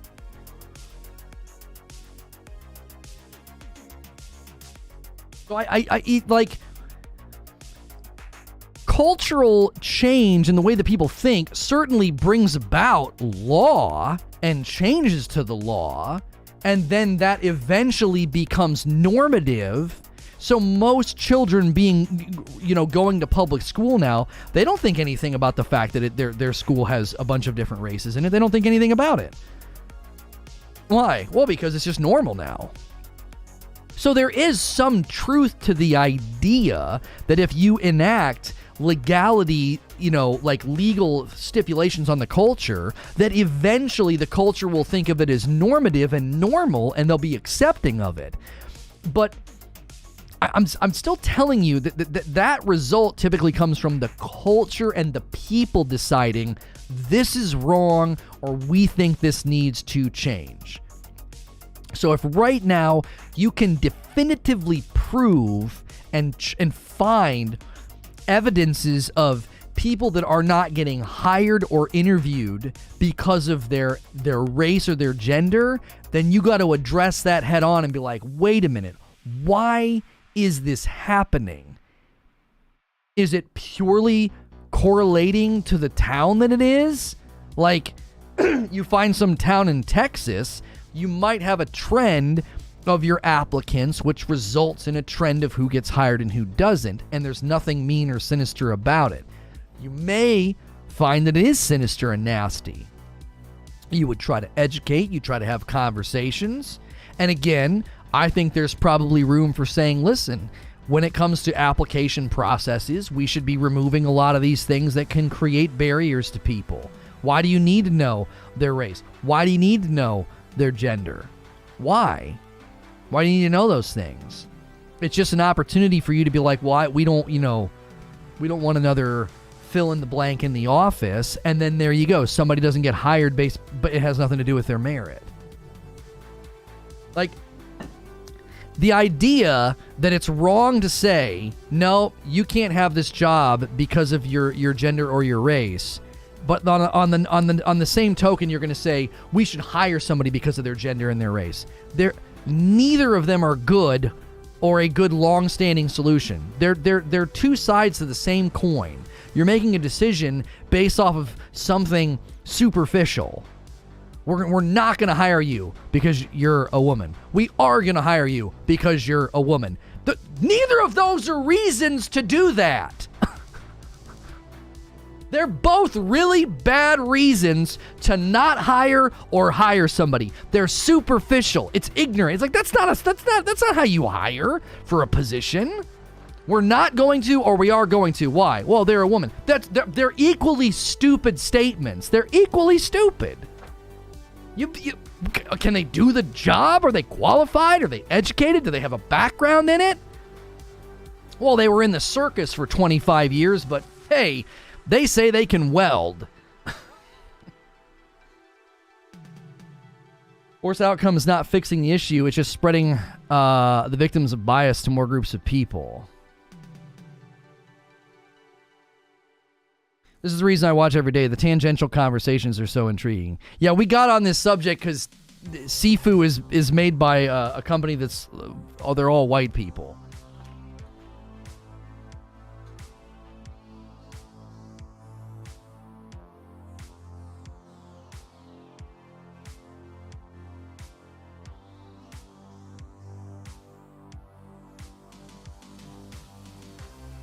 People are literally banning talks of this in public schools. That's not what's being banned in public schools. You can't read a history book without learning about that kind of stuff. That's not true. What's being banned in public schools or denied in public schools is something entirely different.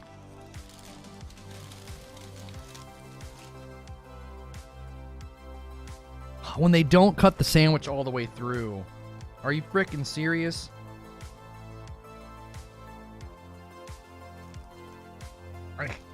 I'm about to take this upstairs and cut it.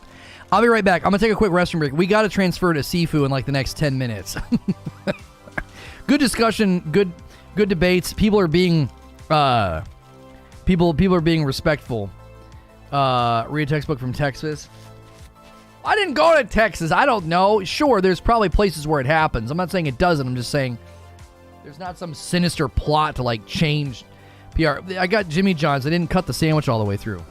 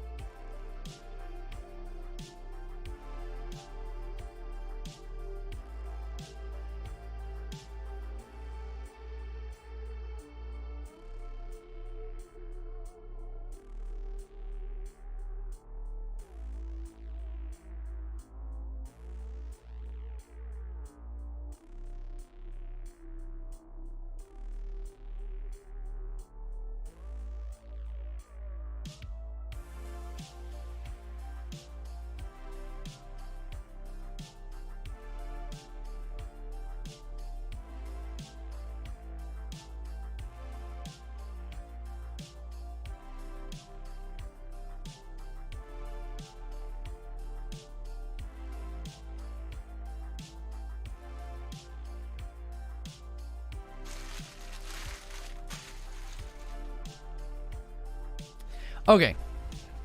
The last thing I'll say about this is, I'm curious, those of you that want to force equal outcome, where and how do you institute this? Nationally, federally, state by state?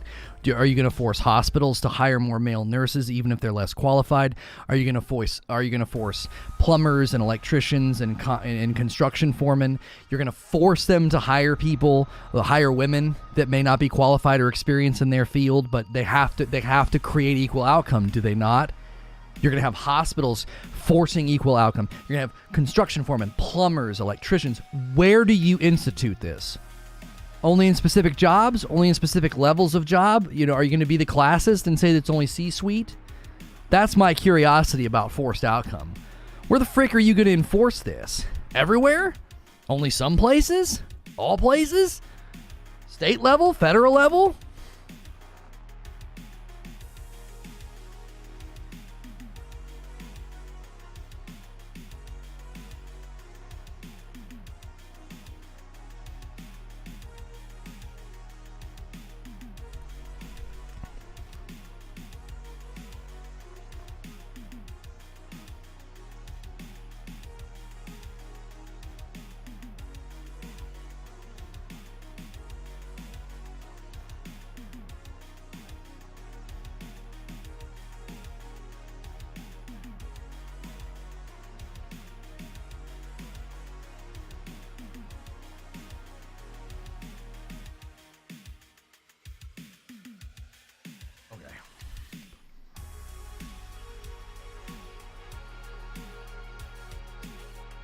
Nobody's arguing for forced outcome, but stopping artificial barriers of entry. Sinos, I was arguing to remove barriers of entry. Eugene and others in chat were arguing for forced outcome, homie. There are people that want forced outcome. They think that's how you institute change.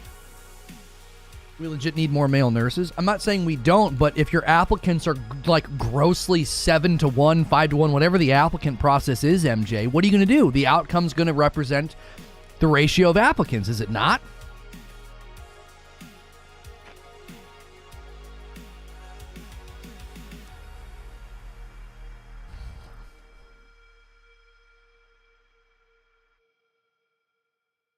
Yeah, flip it all the way the other way, the complete other way around, Harry. Exactly right.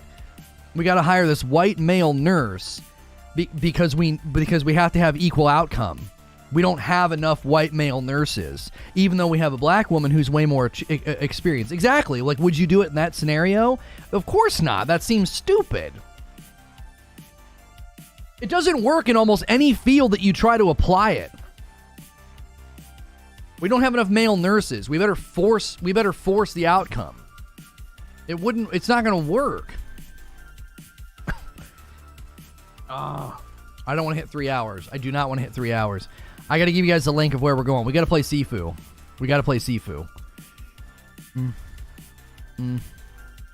Publish that.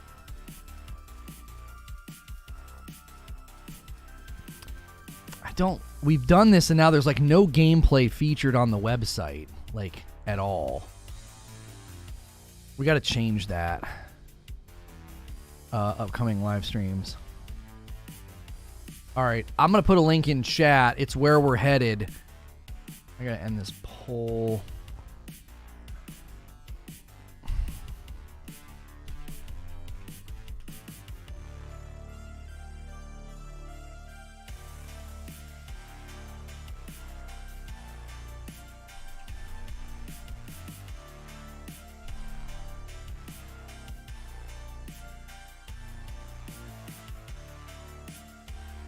All right, here we go.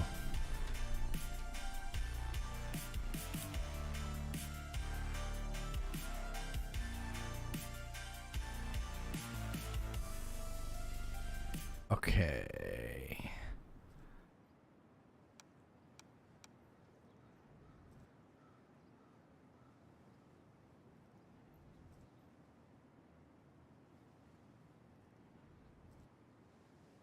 All right, the link in chat is where we're going. It should bring you on redirect. If it doesn't, sorry.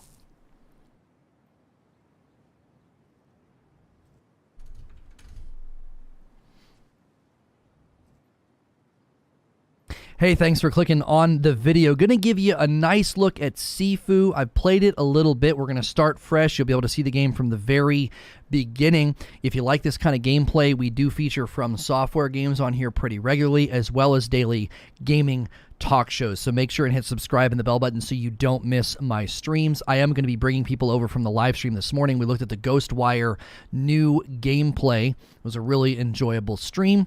We appreciate everybody who